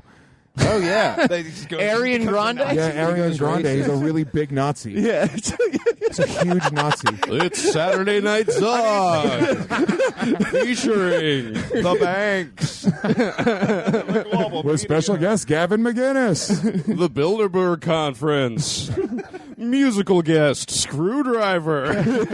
Now here's your host, Pete, 1488 Davidson. Yeah, I changed my middle name to a number because that pop star broke up with me. why are you doing my impression for Pete? I don't know. Car's got two voices. Yeah. Well, yeah, you sound like you're from one of those dumb parts of New York. It's close enough. Yeah, Pete sounds like he's got like boogers in his nose at all times. A little bit, yeah. Dude, he's fucking. I like his fucking weekend update shits. I really hope he does one. I mean, if he does one this week about getting dumped, 2 weeks after he does one about being in love with her, he's the greatest of all time. I'll tell you, I don't legendary. watch other men living their dreams. It bothers me. That's such a fair fucking point. It's true, dude. I don't watch like people that I know. Like I know Michael Che, Pete Davidson, so I don't watch SNL. Like that's like, and it's not me being jealous about them. I'm going like when I watch it, I kind of go like, I need to get to work. It's very difficult for me to just watch their thing to enjoy it. Like it's there's a layer of self-criticism underneath. Yes, it's too difficult to disconnect from it. I can watch a movie because I don't know those people. I can suspend reality and actually watch the story. Yeah, right. I'm just watching. But if like that guy Pete bumped Davidson. a cigarette from me, I can't watch him make $5 Yeah. million. What did I not do that means I'm not there? It's not even that as much as that, dude. Because it's much more like. I got to advance me to I gotta, that. Yes, Yeah. I got to go out and fucking work right now. I can't be shown up by those dudes. I want to show them I'm on their level, and I got one up them so they can one up me. You know, Yeah. You're just like, yeah, top story. I guess the Earth's getting too hot. Wah! Or whatever. Turns out the Western Hemisphere are a bunch of fucking queers. Hey. Snowflakes are melting. Yeah, but Pete fucking, if he came out Saturday night and made fun of the breakup, That'd be so. I would funny. have a ton of fun. He won't though. There's no way, dude. He's too emotional of a kid. There's no way. I mean, people are making fun of it, dude. I would be watching him right now if I were people, dude. He fucking kid. It gets like legitimately depressed. He's been on medications. Like he's like legitimate. You know. I mean, look, dude. My dad died. I got nothing. I would take. Whoa. Okay. Here we get in the conversation. Some guys get all the love. I mean, dude, his dad died in 9/11. I mean, Jesus Christ, you know. Yeah. He died. My dad died. You know, whatever. They both died. Yeah. Different story. Yeah. Different trajectory that day. What they were doing, probably. The only difference is fuckface Gomez couldn't put on a red suit and bring home me $2 million. All right, I had to start a podcast network. It's fucking crazy. Your dad also died on 9/11, but just somewhere in Harlem getting stabbed. I bankrupted a guy named Ralph's entire family so I could have a wood burning that I set my fucking CBD energy drinks down on. And meanwhile, this guy is just hanging out in gold pajamas all day because his dad wasn't good at his job. This is bullshit. Shit. Yeah, seriously, why are we Preston praising Lewis, Pete Davidson when his dad, you know, for all intents and purposes, probably dropped the ball? Yeah, I don't remember anybody putting that fire out. You know what I mean? Hey, They're heroes. I call them failures. How is this more upsetting to 9/11 than when we had Ranasisi on 9/11? We did have Steve Rannazzisi 2 years in a row on 9/11. That's great. I frankly, I like when He only will do the show on 9/11 though. Now when we didn't Like a weird werewolf. we just Yeah. we tried to book him for the live show. He's like, it's not 9/11. Yeah, I mean, like, you know, it's a. I forgot where I was going with that, but yeah, it was a fun. I really like when that didn't blow up the podcast and make us overnight super. I'm like, well, then what do I have to do? Because this was my idea number. This was the top fucking plan we had. You guys, you're like, dude, one day we'll get Rannazzisi on 9/11. Yeah. We have 9 months. And then we did it, and no one came. No one cared. Now we're Less, like, I don't know, less try and views get- than try and the get episode where Tom Tom to put something in his butt. Yes. Well, that's our new Patreon. Oh yeah, sweeps week. You know what I'm talking about. Tom got real worried because he's not sure if we're kidding. Yeah, I'm not. Yeah, Keith. What amount would we have to get to on Patreon for you to put something in your butt? I thought we were going to tase me for the next Patreon Well, goal. we're discussing other avenues. What about putting a taser in your butt? Boom. There you go. Boom. Oof. Down. See this guy? He said boom, so He's you a- know it's good. He's an idea that's- guy. Yeah. I mean, Throw a number out. oof. Here's the thing: if I'm putting a taser in my butt, you guys aren't getting any of that money. I think that's more than. Oh no, this is for iTunes reviews, huh? No, it doesn't. You're missing the point of the Tom, money. Tom, it's money. Money. So why are you willing to do it for iTunes reviews? up. This is perfect. So okay. I thought that's what he mentioned. Our Oh, last okay. iTunes review goal is 400 for the Tom getting tased in the butt. It'll be 425, and 450. We'll do it again every 25. I just pictured we put a taser in Tom's butt, but we put it in like handle first, and now he just is like a terrible bumblebee. Oh, Like, he's yeah, running around yeah. tasing people with his. Is it balls. in my butt or like on the hole? Here's what I It's think. in the butt. As soon It's as he in learns the to butt? run backwards, he can stop every rape in every park in America. Number one Patreon donor should be able to get to point and shoot one of those like shooting tasers at Tom's asshole. I like that. Yeah. You could actually Tom's. You got to pay for bends your own over. airfare and travel, but Yeah, you can get come here. and shoot Tom in the asshole with a taser. Yeah, I might. I mean, yeah, but I get the money. You guys No, don't we get. all You get the no, money. you It's a guys don't business get the enterprise. money. Yeah, but Yeah, if but you Tom, guys want to get Tom. tased in the butt, then we'll split the money. Tom, you understand? You wouldn't have the opportunity to get paid to get tased in the butt if it wasn't for the hard work of both of these two gentlemen. Yeah, I pitched damn him it, I love you, too. Louis. I pitched him Louis if is they're our new paying lawyer. if they're paying extra for butt You- tasing privileges. You take hold on, Lewis, you're We the gave your anus a platform. 40%, 30%, 30%. You take. I love that. The- I think yeah. that's totally fair. We're giving you a butt bonus. And I just broke my. This is why this is broken because this piece is broken. Okay. Yeah, guys, Lewis is having some weed problems. After his very compelling tase you in the butt, snake in the Garden of Eden monologue. Tom, I've yet to hear a number. I get all of the. I No, get. you don't. You get. That's them's the deal, man. Okay. But what we're doing right now is when we get 400 iTunes views, which I think we might have hit, we're like 397. We're going to go interview Keith's mom. Is like she's had a crazy. He comes from like a druggy background too. It's like meth mom, fucking heroin mom, dated couple neo Nazis. All the same woman. Yeah. Yeah. She's her most recent husband. She got hitched with in a parking structure in Laughlin, Nevada. Yeah, So on the back of a motorcycle, and this is the best husband she's had. yeah, and this guy is like above and away setting the curve. I'm gonna ask her to marry me. You're not fucking my mom. I'm not gonna fuck her. I'm just gonna ask if she wants to get married. Clearly, I'd rather you fuck my mom.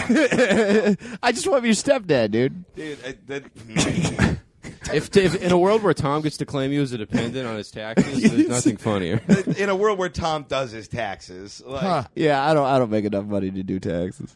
You still got to do them. I don't. tax return is just he's taped a loose dollar bill to a piece of notebook paper and written in crayon, "Dear the IRS, here's something. Keep the change." Oh yeah, no, he just writes Santa on a fucking empty McDonald's Care bag. of the IRS, the North Pole. Yeah.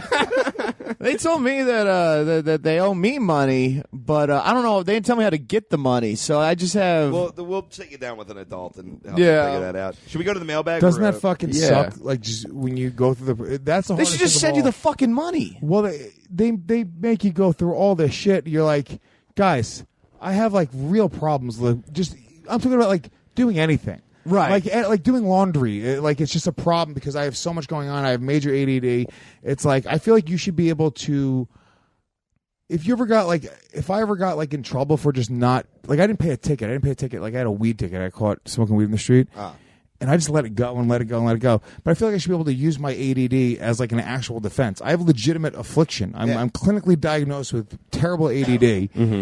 And I fucking let shit like that go all the time. And it's so difficult to do all that shit, dude. It drives me out of my fucking mind. Yeah. I hate it. I hate being an adult. I just want to keep on like living my life like a child. Yeah. And I mean, how is that even possible? Is there anybody else? Like the Gas Digital Studios is basically Neverland for kids that had too many tech decks in elementary school. You know, you just kind of, and it's fucking inspiring. You're just like, well, yeah, I've like figured out a way to do all this shit, and I don't know how any of it happened. Even like one day it was just there. Like I was like, this is the location we want, and like, but that's the thing. Like I don't want to get bogged down with like the bullshit. You want to like stay in your lane and do what you. You want to be more focused on being creative or being funny than you do on the logistical shit. Just doing what you want to do every day. That's fucking success. Like literally getting up, open your eyes, going, cool, I'm going to do what I want to do. And luckily, once in a while, you get to. I'm gonna ride my penny board around until I get into a fight that's my fault, and then two other comedians will make fun of me about it, and then I'll go home and send my kid to private school with the money. It's not a bad life. It's not a bad life at It's all. not a bad life. Yeah. That's what I try to Yeah, explain to people about you. You know, one time I'll get my butthole tased, and then I'll get some money, and then that'll just be my career.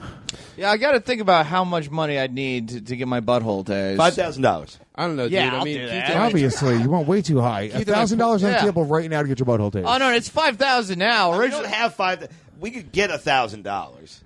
I'll do it for $5,000. Originally, I was thinking $1,500, but yeah, $5,000 is the new marker. Guys, he will do it for $500, guaranteed. Here's the thing: if I'm Louis, you gotta if start I'm a poor, porn well, you imprint of offer it Gas to me Digital. probably. Yeah. Ass Digital, where you just be like, come on. I mean, your car's towed. You're between a rock and a hard place. You're getting $80 to do this, all right? Yeah.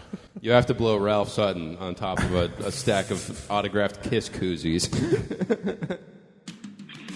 We now return to Pawn Stars. Well, today I'm bringing Jesus Christ's bones into the shop. They've been in the family for a little while now, but the kids are going away to college, and my wife thinks it's time to let them go and invest in our future. So what do you have for me here today? These are Jesus Christ's real bones. Jesus Christ was an important religious figure. People love this guy. If these are legit, this would be a really cool thing to have in my shop. Okay, wow. So what do you want to do with them? You want to pawn them or you want to sell them? Sell them. Uh-huh. How do I know if they're real? Do you have a certificate of authenticity or anything like that? Well, I have this video of the Pope saying that they are definitely Jesus' real bones. All right. Seems legit. How much do you want for him? Oh, I don't know. Geez. I'll give you $50 right now. He's arguably one of the most pivotal figures in human history. $50. I'm looking to actually start a college fund for my two boys. $50. Dude, come on, guy. They're Jesus Christ's real bones. This is not. I don't get people coming in here every day asking about Jesus' bones. Look, I think they're cool, but I don't want to lose money. But I mean, look, dude, come on. Look, This you can is go take them to an auction house. You can wait 6 months, hope it gets bid on, and then subtract their fee, or you can take my $40. I'm just not sure anybody's going to want some bones just because they were inside of this Jesus Christ guy. Wait. It's $35. Take it or leave it. Wait. I thought it was 50. And I thought I was running a business. You seem to think it's a museum. $30 and not a penny more. I'm glad your dad is dead. Up next, Chumley, did you make chili in the Civil War cannon that Jimi Hendrix signed again? Come on, boss. It's Arbor Day. You know I always make Arbor Day chili. Yeah, we got some questions for you. One guy just said that you're an honorary white guy, which I assume is a big honor. Is that a question? Not a question. An honorary white guy? This is a douche-pocalypse, spelled as wrong as you can spell apocalypse. You got douche correct, so that's not too bad. Is blackface okay if you're going for Klingon? How about an Obama mask? Well, usually the questions are a lot more tame, but you've really brought something out of the list. Have I? I don't know if I've so. pitched this on the show before, though, but I have a theory, because I feel like dipshits always want to wear blackface on Halloween, and they always get in trouble. I think the new rule should be you're allowed to wear blackface, but only if you're Cosby. Because then it's like whose feelings are getting hurt. You know what I mean? Yeah. It's a safe space. Yeah. It's like a weird racism purge. Like, we can all get it out. Yeah, I mean, look, I've worn blackface, not on Halloween, just in life. Just had to go to the grocery store. Just I was at I was in the hood, and I wanted to make people feel uncomfortable. But no, I mean, look, dude, I don't really. I am a brown person, and I was raised in a really white trash neighborhood, and I was called the N-word, and I was a real victim of racism. You're really the Eminem of podcasting. Yeah. Similarly bad taste in hats. That's number one. It's all Kangol camouflage numbers. But I mean, I just don't look at it as being that big of a deal. Just racism. I just don't. Maybe it's because I'm desensitized to it. I've seen real racism. So racism for the sake of being funny is very mild to me. There's nothing. Yeah. I'm colorblind to people being offended by something like that. I can't understand, or colored blind. Sorry. I can't understand why somebody would see blackface on Halloween and go, "Oh my God, this!" Like, I don't even get it. I can't wrap my mind around it. I understand, like, I'll do a lot of the shit. I'm not just I'm not an idiot where I'm going like, "Oh, I don't understand why the N-word offends people." I understand why that would offend people. When I hear people say the N-word, like in life, like in real life, like it's a harsh, like dark, fucked up word. Like, when I don't think that, on a show like Legion of Skanks, we're trying to fucking be offensive. We're trying to find. It's not. People say this all the time, like, "God, dude, you guys just say shit to shock people. That's just lazy." It's a different society now, dude. You can't just go out and throw words out like that and expect people to fucking laugh. It's a different time, and I think what we do, we do it in a specific way. But I also think, like, guys, you got to understand, in society, like, I'm colorblind to it. Most people aren't. We're trying to be funny. Like, you know, I always stand by that old Patrice O'Neill thing where it's like you're trying to search for funny and sometimes you go to a place that's wrong and it may not end up being funny. If you're a fucking dock worker and you're just showing up at work in blackface, dog, I get that you're trying to be funny, but just understand you're probably going to lose your job. You're probably going to get punched in the face by somebody. I can't defend your right to try to be funny as a dock worker. I can defend a comedian's right to try to be funny because this is the career path we chose. You know, this is like an MMA fighter. I'll defend an MMA fighter for getting in a cage and punching a guy that he doesn't like after talking shit for 3 months. But if that's what you do when you're working as a librarian, you just don't like somebody, you start punching him in the face one day. You know, that's not the appropriate. In today's episode of Khabib Reads a Book. Oh, this is bullshit. The cow jump over the block. Good night, Mick. Click. You making this leather silent to fuck with me? No. I have no idea how he sounds. Yeah, I think we're in the neighborhood. That's a really good point, though. It's just like, this is kind of our job is to. Yeah, and I'm not saying like, you know, we're fucking special or anything else. It's just like it's our job to try to find funny shit, and you know, we're fucked up comedians. It's fine.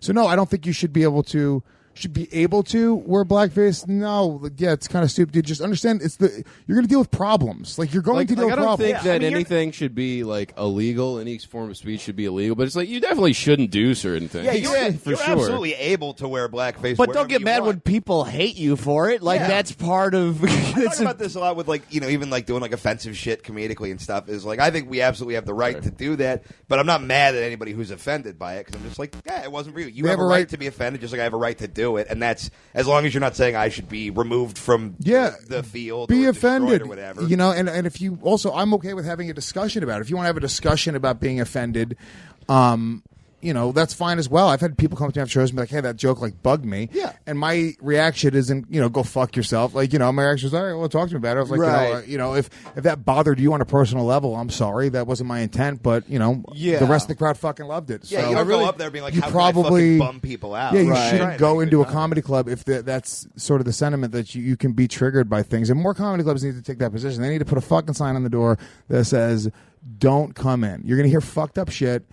People are going to show up maybe you don't like. You know, don't. By the way, I bet a sign like that best marketing decision you could make in a lot of cases. Oh yeah, of course. And you gotta.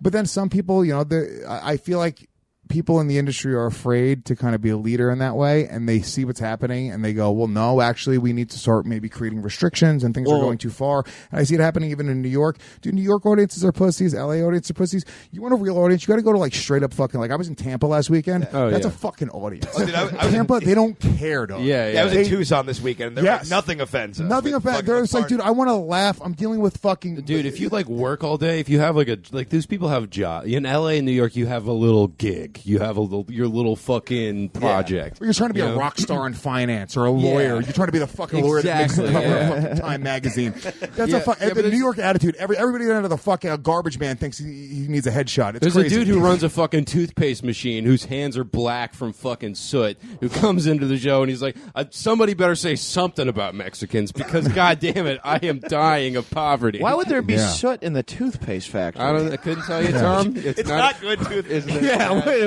charcoal. What do you brush your teeth with? It's charcoal toothpaste. Yeah. It's a specialty. Black mouth. It's They really have that, by the way. Charcoal toothpaste is great. It's actually, dude, this is weird. I don't even know if it's true.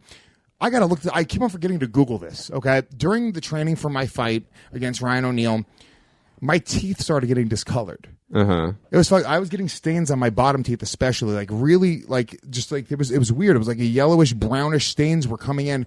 And it was fucking me up. I was like, what the fuck is going on? What was it from? I have no idea. I still haven't Googled it. I don't know if like training like extensively like that can, you know, deplete your like tooth in it. I don't know what it was. It could have been something with your. No, I don't even throw that out there. That's just gonna freak people. I was gonna say it could be heart related because they're connected. You'll start seeing heart symptoms in your teeth. I think it's more so the fact that Lewis. I tried not to say it. You guys asked me to say that. I stopped myself. You're like, no, say it. When this happened at the time, he fell asleep with a mouthful of peanut brittle, and it was a very big problem. It looked like he had a rapper grill made out of fucking jujubes for a month afterwards. I have no idea what happened, but my teeth were just sort of, and then maybe it was just a bad mouthpiece. Maybe I have no idea. Yeah. I have no fucking clue what it was. I really, truly, to this day, I have no idea. But I started using charcoal toothpaste, and I don't know if it was that or what it was, but my teeth are very, very white, and the stain went away. I stopped training, and the staining seemed to have gone away. Oh, that's shit. But it's because I'm pushing my heart. My heart's saying, all right, dude, fuck your teeth. We need all the energy for your heart right now. You're going to die. It probably made it healthier, you know? You were doing all that I don't know. exercise. Can you look up why I'm dying? Yeah, I don't know. Why are you letting Tom get me fucking paranoid? Yeah, man, I'm infectious. You're super healthy, or you're gonna have a massive heart attack. Well, Either way, Keith It's gone away, brushed a tooth though. out of his head one time.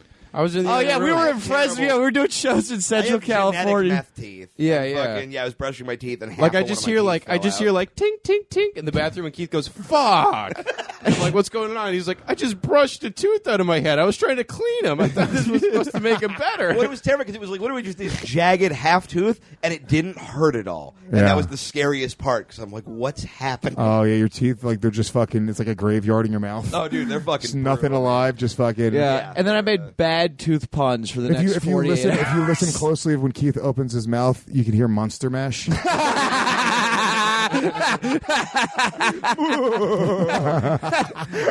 Actually, I kind of want to play Lewis our mailbag jingle because this was sent to us by a guy that I think is also a fan of yours. Yeah, yeah.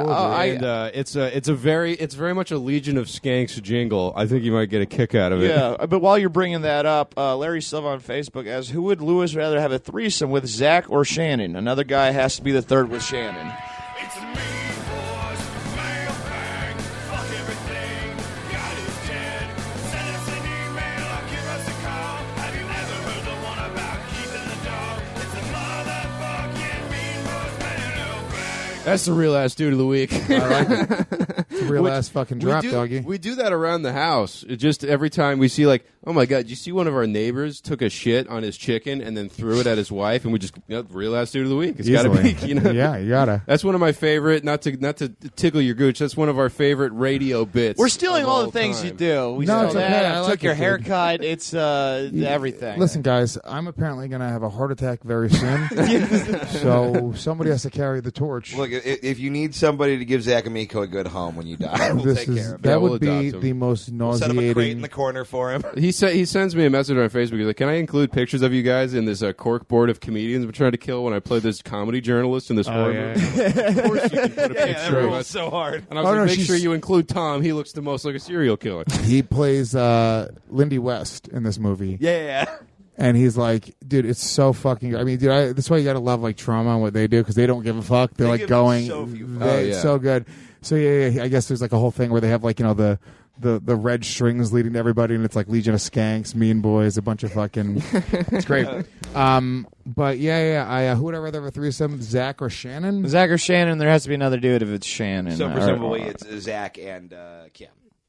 Or is it just Zach and an unknown? Oh yeah, Shannon. If I could, Yeah. Zach, you don't want Zach to be anywhere near you naked. It's not good. Yeah, I've done Yeah. Naked Roast enough to confirm that. Yeah, It's he's a throwing nightmare, Pete. dude. It's like, yeah, let's go to the spa with Gigi Allen. Okay, Yeah. no thanks. Yeah. He's the best way to describe Zach is he's swampy. The whole He really does change the barometric pressure of any room. yeah. He's yeah, like, yeah. comedians are like onions. We have layers.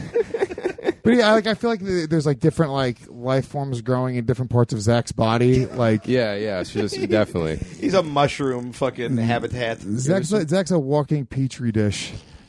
It's like a petri Yeah. bowl. We got a guy who wants to know. So Tom has gotten in this. Tom thinks he can come farther than most human beings, and he describes his cum as jets. That's his nickname. And they, On average. That's right. yeah. As I describe my cum as the sharks. Yep. So Steve Renazizi has a gambling podcast he's setting up, and he wants Tom to come see if he can come farther than porn stars. And they want to know if you're in on the Jizz Olympics. Can you? How's your jets? You got jets? Are you more of I'm a dribbler, so there's no shame. It depends. Here's the thing. Like if it's all right. Here's the thing. If it's first time jerk off sesh of the day, but I've let it build up as well. Build up. 2-day build up. Yeah. Yeah, I could probably shoot pretty fucking far, dude. I've hit what the myself in move the is. face a bunch. Yeah, me too. Yeah, me too. Yeah, I thought that One was, time I jerked off in the shower, hit the edge of the ceiling. Yeah. Yeah, this Yeah, is that's the higher than my worst, like, face. Paul Bunyan story ever. I mean, it's just like they say that there's a lumberjack so dumb he could come on the roof. You know? Oh, he had to skate around on a big frying pan with butter skates so he could come on his dumb dick. Yeah. See, I created this machine that could come farther than any man. Oh man, he's fucking John Henry. Yeah, it's John Andrews. It's what kills him. He just jerks off, keeps on coming. Look, I have one physical gift. I gotta rep it. Yeah. Well, you jack off a bunch and then you abruptly stop, so your balls are producing sperm like battleships during World War II. See, that makes the cum too heavy. You don't get as much distance. Yeah, so I don't have distance. I just have like volume. Like it's more of a shotgun. Yeah, you don't want you want real. In order, My dick screams. Yeah. Whoa! Yeah, no, when someone's tailing us, I have them go out the window like an oil slick, you know? Like everybody fucking spy hunter. Yeah, like we're in Speed Racer, and then it fucking Tom's the monkey in the trunk. yeah. If in order to reach new heights, you have to have acidic cum. You want to get the base out of the cum as much as it makes it lighter. You don't know that. You made that up. I don't, but I bet I'm right. Stop pretending you're Gordon Ramsay for cum, Tom. I don't know who that is. Okay. How many? Is he that chef? Yes. Okay, I many- know who that is then. Challenge me on something else. You see what every day is? Yeah, I would love to see Gordon Ramsay doing Hell's Kitchen in Tom's kitchen. Come everywhere.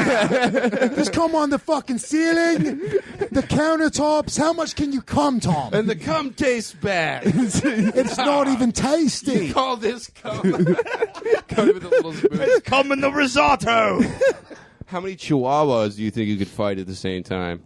I don't know, like 20 at least. Yeah. 20. Probably 20, yeah. You could do more than 20. Maybe, yeah. Just, I could I feel like kill- you can. Yeah. I could kill infinite chihuahuas. Yeah, I feel chihuahuas. like. They are. How much have I eaten that day? It's an energy thing. How acidic is my cum? Yes. Real true. civil rights fire hose. I can't give you a pH testing strip every time you need to answer a hypothetical question.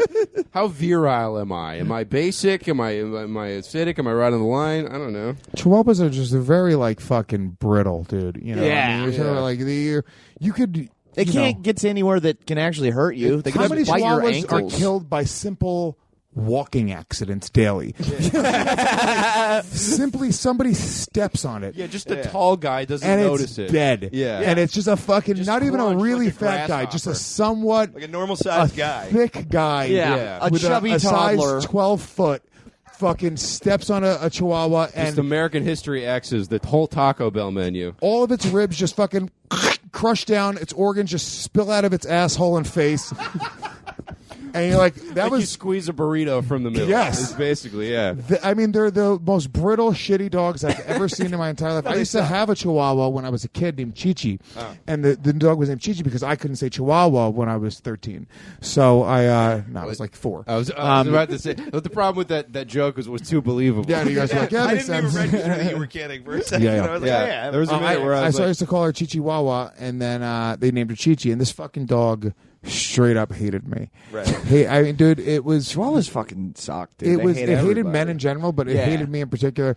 So I just spent my, formative years as a 4-year-old, like anytime I would look at my sister, having a dog bite me on the face, and that was just sort of like my. And this, I think, why I hate women now. This explains so much. Yeah, it's like her breath fucking stunk, dude. She had fucking shitty Chihuahua breath. Yeah. So I had this thing of like, anytime I look over at my sister would mock me, and I'd like, say something, and the dog would run over and bite me on the face, and then I'd fucking slowly and surely let that build up. Yeah. Yeah. Like, all right, now I'm going to hit one. This guy's there's a Trump rally going on at his town. He's like, should I go check it out? Should I go protest? What should he do? I see you guys. I saw everyone on gas tweeting about Proud Boys last night. What the fuck are they doing this time? What did we tweet about? I saw Zach telling him to the fuck Proud Boys, off, which, McGinnis was doing like some speaking thing in Manhattan, and like there was. Is that why Zach was mad?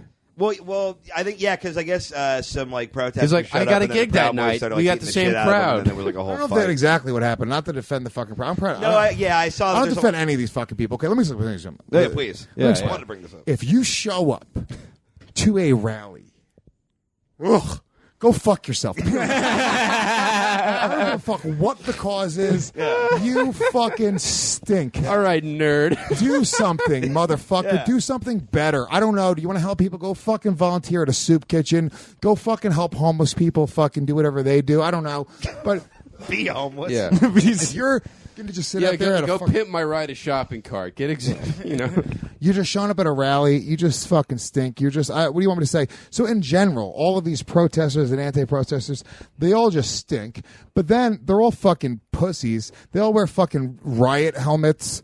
These fucking fat nerds, on both sides, it's fucking like skinny, people on both sides. Skinny pussies. There is people on both sides, I know. and fat fucking nerds they're wearing fucking bicycle helmets and face masks. Like they're martial law cosplay. You know what I mean? Yeah, it's awful, dude. And anybody from the hood is looking at these people going like, "What? It's laughable. Like this isn't how people fight.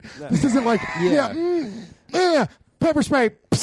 One guy throws a punch. Are you out of your fucking mind, dude? Go to the hood and try that shit. Walk into the fucking projects, dress in your fucking riot gear, and 10, 14-year-old children are going to murder you with their fists, shorts, no shoes. I mean, do you have any black version of the raid? Dude, they don't. Are you out of your fucking You're mind? going to be impaled on your little protest flag you made dude. with your little logo. It's or what this the fuck faggy shit where it's like they're pretending they're tough guys. None of these people are tough. None of them actually know how to fight.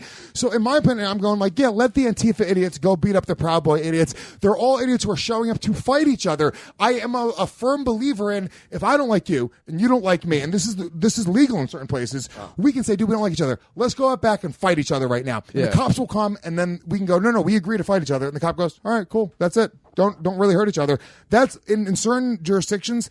That's law. You can just fucking Lewis do that. carries a fucking Rand McNally guide in his pocket. He said, Kim, we got to drive 3 hours to get to the next fighting county. You're like, oh, let's bring dueling back. But I don't really have a problem if these guys want to go out and beat each other up. Now, those Antifa guys, if you watch the video, one of those guys, here's what happened. The Proud Boy guys left this Gavin McInnes rally. I read this is like the New York Times. This isn't like a fucking blog, right? This is like what happened. Yeah. The Antifa guys, 3 of them went to go intercept them to try to fight them. They didn't realize they were outnumbered massively. Like they wanted to go out and whatever it was. These 3 dudes went over, started talking shit. One of the Antifa guys threw a bottle at the guy and swung, and they got their fucking asses beat. And I got to be honest with you, dude, don't fucking go and do that. I just don't feel bad. I'm not justifying anything there. Like, dude, right. But I'm just saying, like, if you throw a bottle at somebody, expect to get your fucking ass. Expect to beat somebody's fucking ass. Expect to get your fucking ass beat. Yeah. But you're not a victim, and I don't feel bad for you if that's the scenario. All of those people, I feel bad for none of them, dude. None of them. I don't care if they're fucking, like, I think that they're all fucking stupid. I think that spending your time trying to fight people who disagree with you politically is maybe the dumbest thing I've ever heard of in my entire life. And I just say fuck them all. But I mean, Zach, I don't know what happened with that tweet. Maybe there was something more specific. I think he got into it with somebody who was like, and I imagine. I mean, you know more about it. You guys obviously had that whole incident with the Proud Boy dude. So it was weird because look, I hate to. I don't defend anybody who's part of any sort of fucking group mentality. I say this all the time. If you fall on one side, One of Tom's big thing. If you fall We've on got into one major side, fights about this. on every issue, you always fall on the left. You might have to just reconsider the way that you're looking at the world because you're not really having an opinion. It's not a coincidence on every single fucking I issue. often say that I think people's opinions are the last thing that like a confident person explained to them. Because if you sit down with Dave Smith and he's very very charismatic, like well-spoken guy, he'll talk to you for 20 minutes and you go, I'm a libertarian. And then you listen to Chapo Trap House or whatever. You're like, no, actually, I'm a socialist. It's just whatever the last thing someone fucking put in your head. Yeah, it's very... To actually synthesize your own point of view is almost non-existent anymore. Well, it's because we don't have time to reflect and think. We used to be a reflective society. 20 years ago, you would take a shit and think about what's wrong in your life and how to fix it. And you would sit there and you would do that. You had nothing else to do. Yeah. You had to sit there and shit and think. That was the original video games, was hating yourself while pooping. Yeah. That was Pac-Man. But you would fucking, you would be on the subway waiting for the subway and you would have no idea that it's going to take 15 or 20 minutes. All you have is your thoughts and you'd let go and you're like, dude, whenever the subway comes, cool. But you're thinking about your life. And, now there's no reflection. There's no, like, how is this affecting me? Let me think about my thoughts. Everyone has their nose in their cell phone. They're reacting constantly. They're being rewarded for simple thoughts very easily. They're not thinking anything out. They're jumping onto one side of it. And it's so easy to do it now that I think that it's sort of like become this like addictive thing. And I think it's a major, major, major problem with society. I think that, I think we're going to find out 20 years from now, like this this generation was really fucked because of the amount of information that was available to them. I'm a dude. People are hating on fucking net neutrality laws, and this is this whole big issue. I'm going like, yeah, dude. We're not ready. We're not ready for the internet and all the information. Let's regulate it a little bit. Let's take it away from idiots. You can click with 3 clicks of a button. You could find a 12-year-old's pussy on the internet. I'm sorry. That's crazy. Why? Like, at what point? That doesn't have anything to do with net neutrality, though. From just a Yahoo homepage to child pornography, you get a free T-shirt if you go on. No, but it like does. a new version of 6 Degrees of It Kevin does. Bacon. Exactly. It does, because I think eventually it's going to be about regulating the internet. And I think what's happening is we have this reactive, hate-filled culture right now where people are just fucking going after each other because they're not knowing how to process this much information this quickly. And I think it's kind of dangerous. I think with great power comes great responsibility. Yeah, and we're irresponsible. We're idiots, Yeah. and we have idiots now teaching our kids to be idiots. Like, we have another generation coming up now. We don't know how to process this information, and I think it's just. It was better when, dude. There's no better word for it, but we were like a meditative society compared to what we were now. We used to think about ourselves and go into moments where you're like, you blank. You go, dude, I'm not even thinking. I'm just kind of zen in a moment. I'm daydreaming. The people don't fucking daydream anymore, dog. Yeah. That's not a thing. Kids aren't daydreaming. I would just lay on the couch and think about shit. Yeah. I just have whole fucking outer space adventures. Just a bunch of imaginary thinking, friends. Yeah. My issue with the whole thing is like it's other people that are it's other flawed people, it's other idiots who are neutralizing the net, so they're not it's still going to have a bunch of flaws. It's just going to be kind of edited to certain people's perspective. So that's the issue. Whereas now it's not vast information. Now it's narrower information I truly don't know enough. I mean, I do. But here's the thing: I would rather it be edited to certain people's perspectives than to make those choices, versus it becoming an echo chamber for your own perspective, and you don't, or just your friends, and you don't actually have any perspective. I just feel like we're losing that. Like, Facebook it pushes in the same fucking thing. That algorithm works where you live in a world where everything is geared toward your thoughts, and everything is you're designed to make yourself look like you're fucking great. Your pictures are always looking great. You're posting the great things that are going on. Your friends are posting the great things that are going on. You're living in this world that's all none of it's real. None of it's reality. Right. Everyone that I know, agree with that. I know 2 people with their shit together. Yeah. 2. I'm not even exaggerating. 2 that have their shit legitimately me and who else? But everyone else, you would think that everyone has the answer. Nobody has the fucking answer. Yeah. Nobody has the what 25-year-old has the fucking answer? What are we pretending?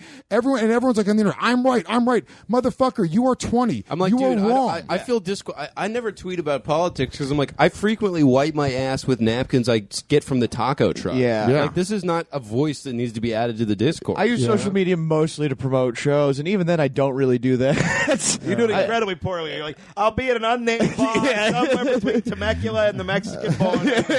I will be there allegedly in November. Between the time of 5 and 1 a.m.s.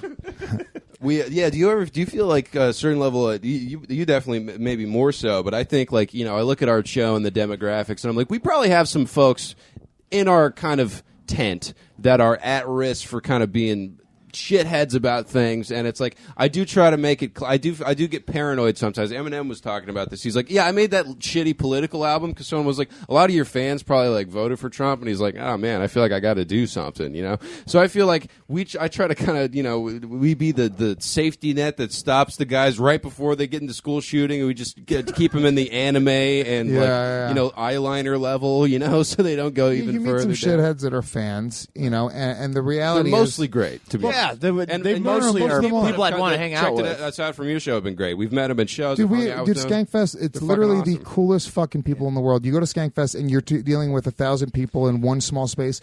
Dude, there was a chick, a female comic who posted that she felt unsafe, and it was bullshit. It just made me so angry because I'm going like, you felt unsafe because of your own fucking bigotry, your own preconceived notions about fucking white dudes with beards, because that's 80% of the fucking people that are there. But let me tell you something. If there was a girl that was being disrespected at Skankfest, you would have a fucking wall of dudes there to protect you. Like a fucking wall of dudes. These fans they couldn't be any more.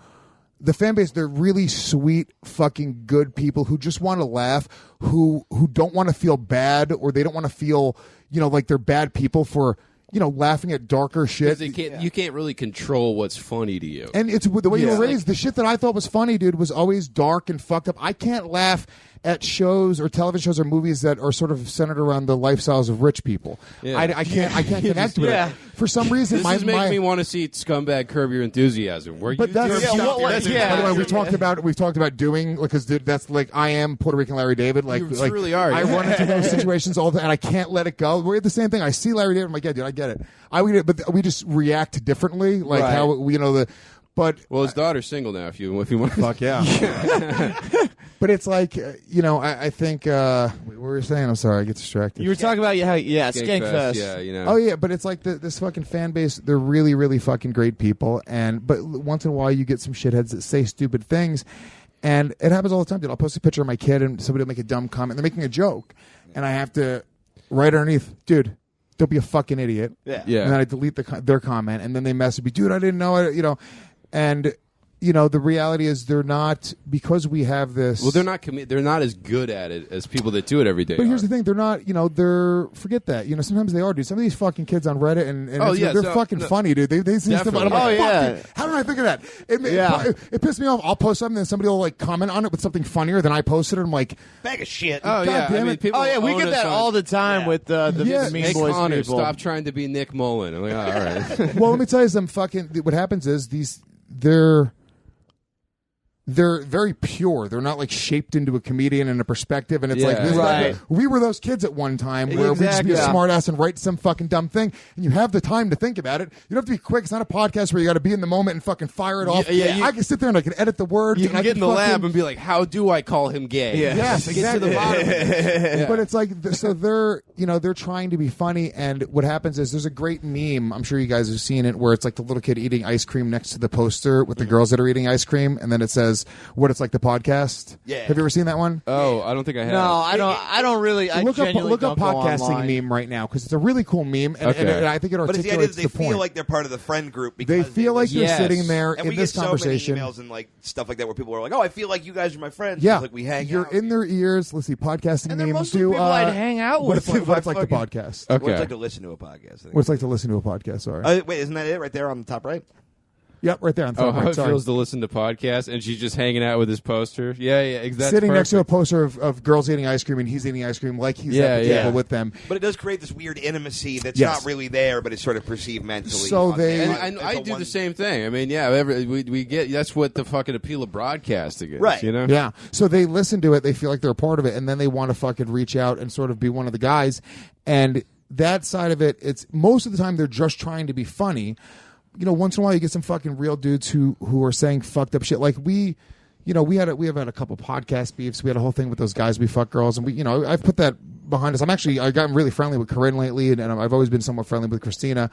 But it's like some of the guys will, because they're defending you, they start to say really fucked up shit. When people defend you on your behalf, that terrifies me. And that's a situation you could put in a lot where it's just like, hey man, let me control the narrative on this. Well, it sort of became the thing where it's like, oh, Legion of Skanks had their fans attack these girls, and it's like, no, we never said for anybody to attack them. Yeah, you think we can control these people? They do everything to spite us. And I don't want to fucking tell my fans they're to not support us, but you want to be like, dude, don't fucking tell a girl to go get raped. You know what I'm saying? Like, what? Certainly, yeah. What? I mean, words don't mean anything. Do it.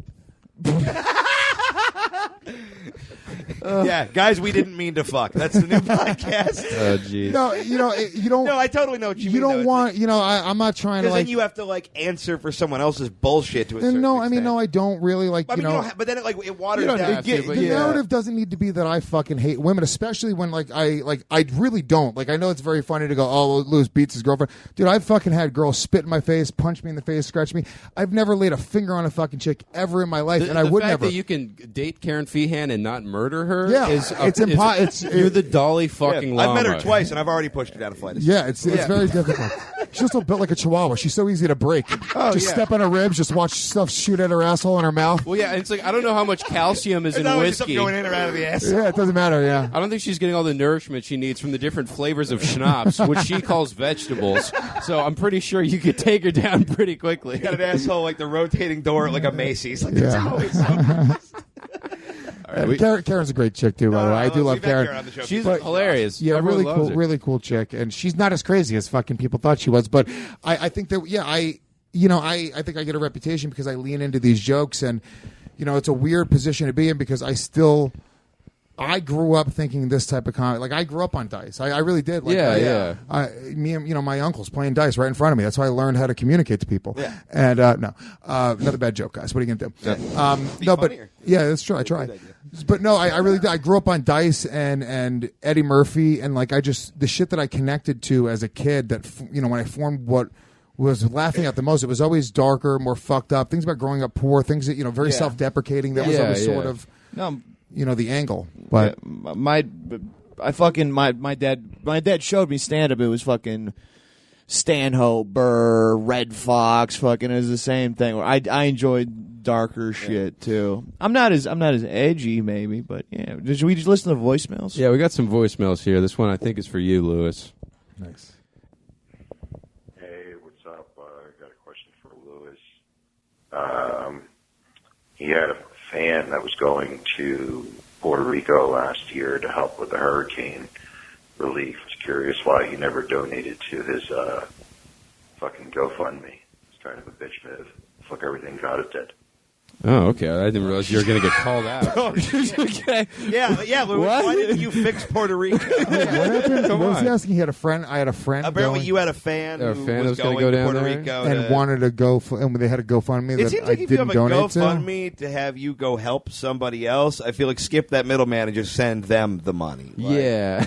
that seems like the dude who was having a GoFundMe to go to Puerto Rico. Yeah, wanted to go yeah. on vacation. Yeah. He's like, I'll pick up a trash can. Well, yeah, I was or about to whatever say, on the this way guy's out. just going to go do his own, like, weird hurricane bang bus, with the money that you've given him. Yeah, he's just at Cabo Wabo doing blow. Yeah, exactly. Oh, wait, this is in Puerto Rico? Here,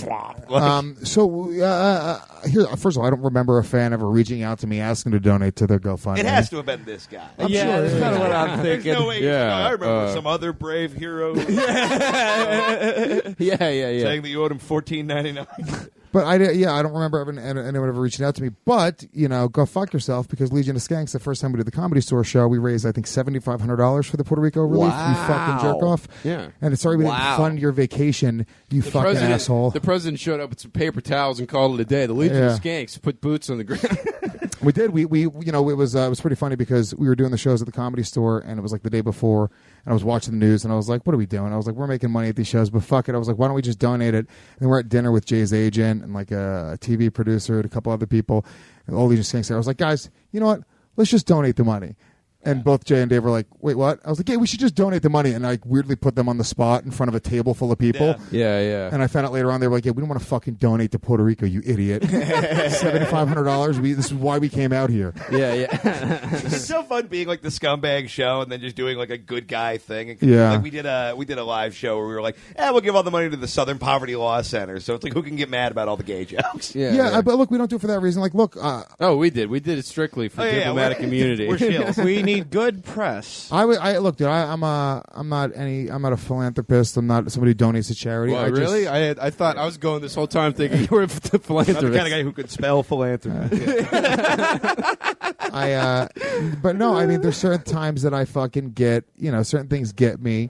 Especially anything to do with kids. Of course, years ago I started doing this. It's became a thing last year. It's like a thing that people are doing. But I was doing this like 4 fucking years ago, donating your birthday, I guess. But I posted that years ago. I was like, dude, just donate, make a donate. If you want to, get me anything, don't get me anything. Just make a donation to St. Jude's. And our fan base has been making contributions, and I don't like publicize those things. It's not a thing that I fucking feels pat phony. myself. It feels douchey to be like, that's not why you're doing it. No. So it's like this guy, I'm sure, doesn't know that we don't, because we didn't make a big fucking deal. At the time, we said, yeah, we're donating this money, but it wasn't. We didn't spend a year talking about how we donated, that money to Puerto Rico. No, you had an MMA fight that you had to. Yeah, keep exactly. I'd have rehashing. Jay jerk me off with a fleshlight, and I had to get ready for an MMA fight. So I'm gonna fucking sit here and suck my own dick about Puerto Rico. Yeah, but that's not good radio. You know what good radio is? Telling people about what kind of oats you eat in the morning to make sure your legs are strong enough to fight a fat middle-aged Steve Ranazzisi satellite. Yeah. All right, we got any more voicemails? Yeah, we got one more here. All right. Hello, computer. It is me, Beckon me. I needed to call to provide you with news. I need to communicate that I still value our time together after we interfaced at the chat room and you accompanied me back to my homepage. We then engaged in basic peer-to-peer swapping when you suffered from a persistent pop-up. The size of your hard drive overclocked my processor and we both unzipped our compressed files. From there I accepted you were into my expansion Stop. plot. What is this? I don't know. I don't know what the fuck is going on. Computer sexy talk. Oh, it's the Tom Pewter. Tom Pewter, yeah. It was. Oh my god! I should have Well, I do this bit about Tom trying to fucking.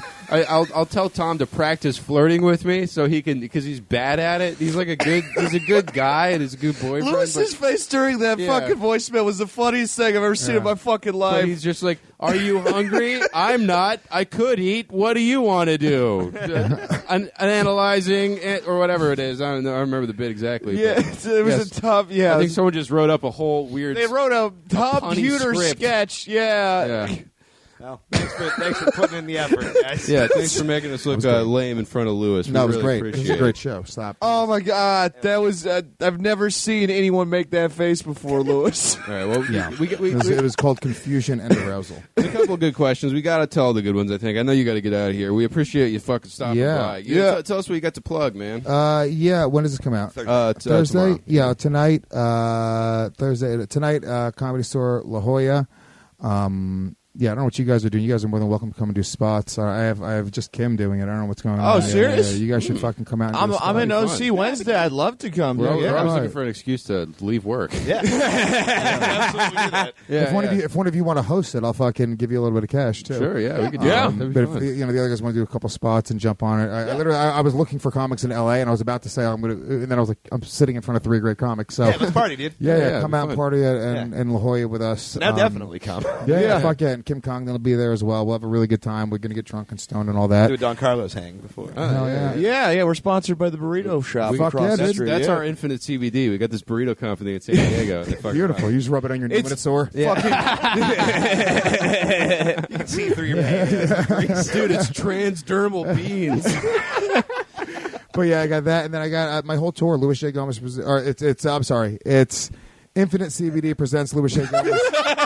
Presented by Louis J. Gomez is the tour, which I'm preparing for my special. Louis J. Gomez presents Louis J. Gomez. I'm going to be in, I think, 16 different cities over the course of the next 8 weeks, 7 weeks, and Tight, man. yeah, it's Louis J. Gomez presents LouisJGomez.com. I'll be in Chicago, Denver, Boston, Philly, Atlantic City. I'm all over the country, and I'm giving out a bunch of CBD products as well while I'm out on the road. Yeah, So go you out get there. It's some a free fucking CBD. event. It's fun, man. Yeah. Everywhere Lewis goes, there's a weird, fun party. If you're a Mean Boys fan, you've come to our live shit, you're going to have a great time. Yeah, it's a fun time. So that's fucking rad. And check out my other podcasts. I got 3 podcasts. Believe You Me with Michael Bisping, Legion of Skanks, and Realize Podcast. All available. GasDigitalNetwork.com. And all of our live streams are free. People don't know that. You can watch every show free on GasDigitalNetwork.com. Oh, yeah, I've watched it free. Yeah. You know, have it on in the background. The Believe You Me, your guys' commentary on the whole McGregor Khabib thing, you guys were I thought was great. Oh, thanks, dude. I thought it was. You guys were both saying some real fucking intelligent shit that I hadn't thought about. Bisping he really is the best, and he's, in terms of analyzing MMA from a very real perspective, there's really him and Chael are the 2 fucking guys who really get it. So it's great. Listen to the show. You'll love it. Before we leave, because can we tease any nuggets of info? Because Tom has been thinking about this fight nonstop. He's training for it. He's excited. He wants to do I'm it. not training for it. I'm trying to be in Boxing, shape. You're getting your conditioning. You know, you're pre-training. Yeah, I was kind of doing that regardless, but And you got to, if you could just tell him something so he stops speculating at me all day about I'm definitely fighting. There's nothing been planned. Here's what I promise you. yeah. When we set this up, we're going to be looking for comics that want to fight. You are 100% in. 100% in. So we'll find you somebody to fight. I think it's Because look, Tom's social media presence is a disaster. His handle is Goss6 on everything, but It's not will a bad promise handle. you- Twitter recommended it. Okay, well, what I'll tell you is that this guy, he's very pop. He's got about 5,000 diehard fans. Yeah. Okay, so I mean, Yeah.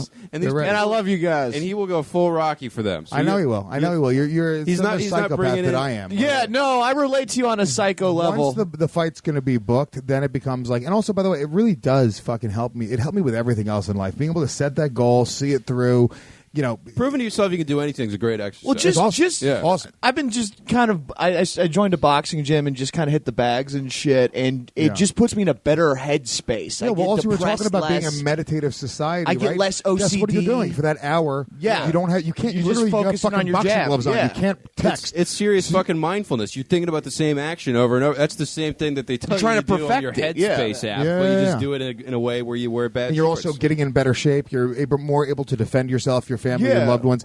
There's so many benefits to it. I think it's great. I say anybody who is in the position in life where they can get up and just go. Do you spend $150 a month on cable?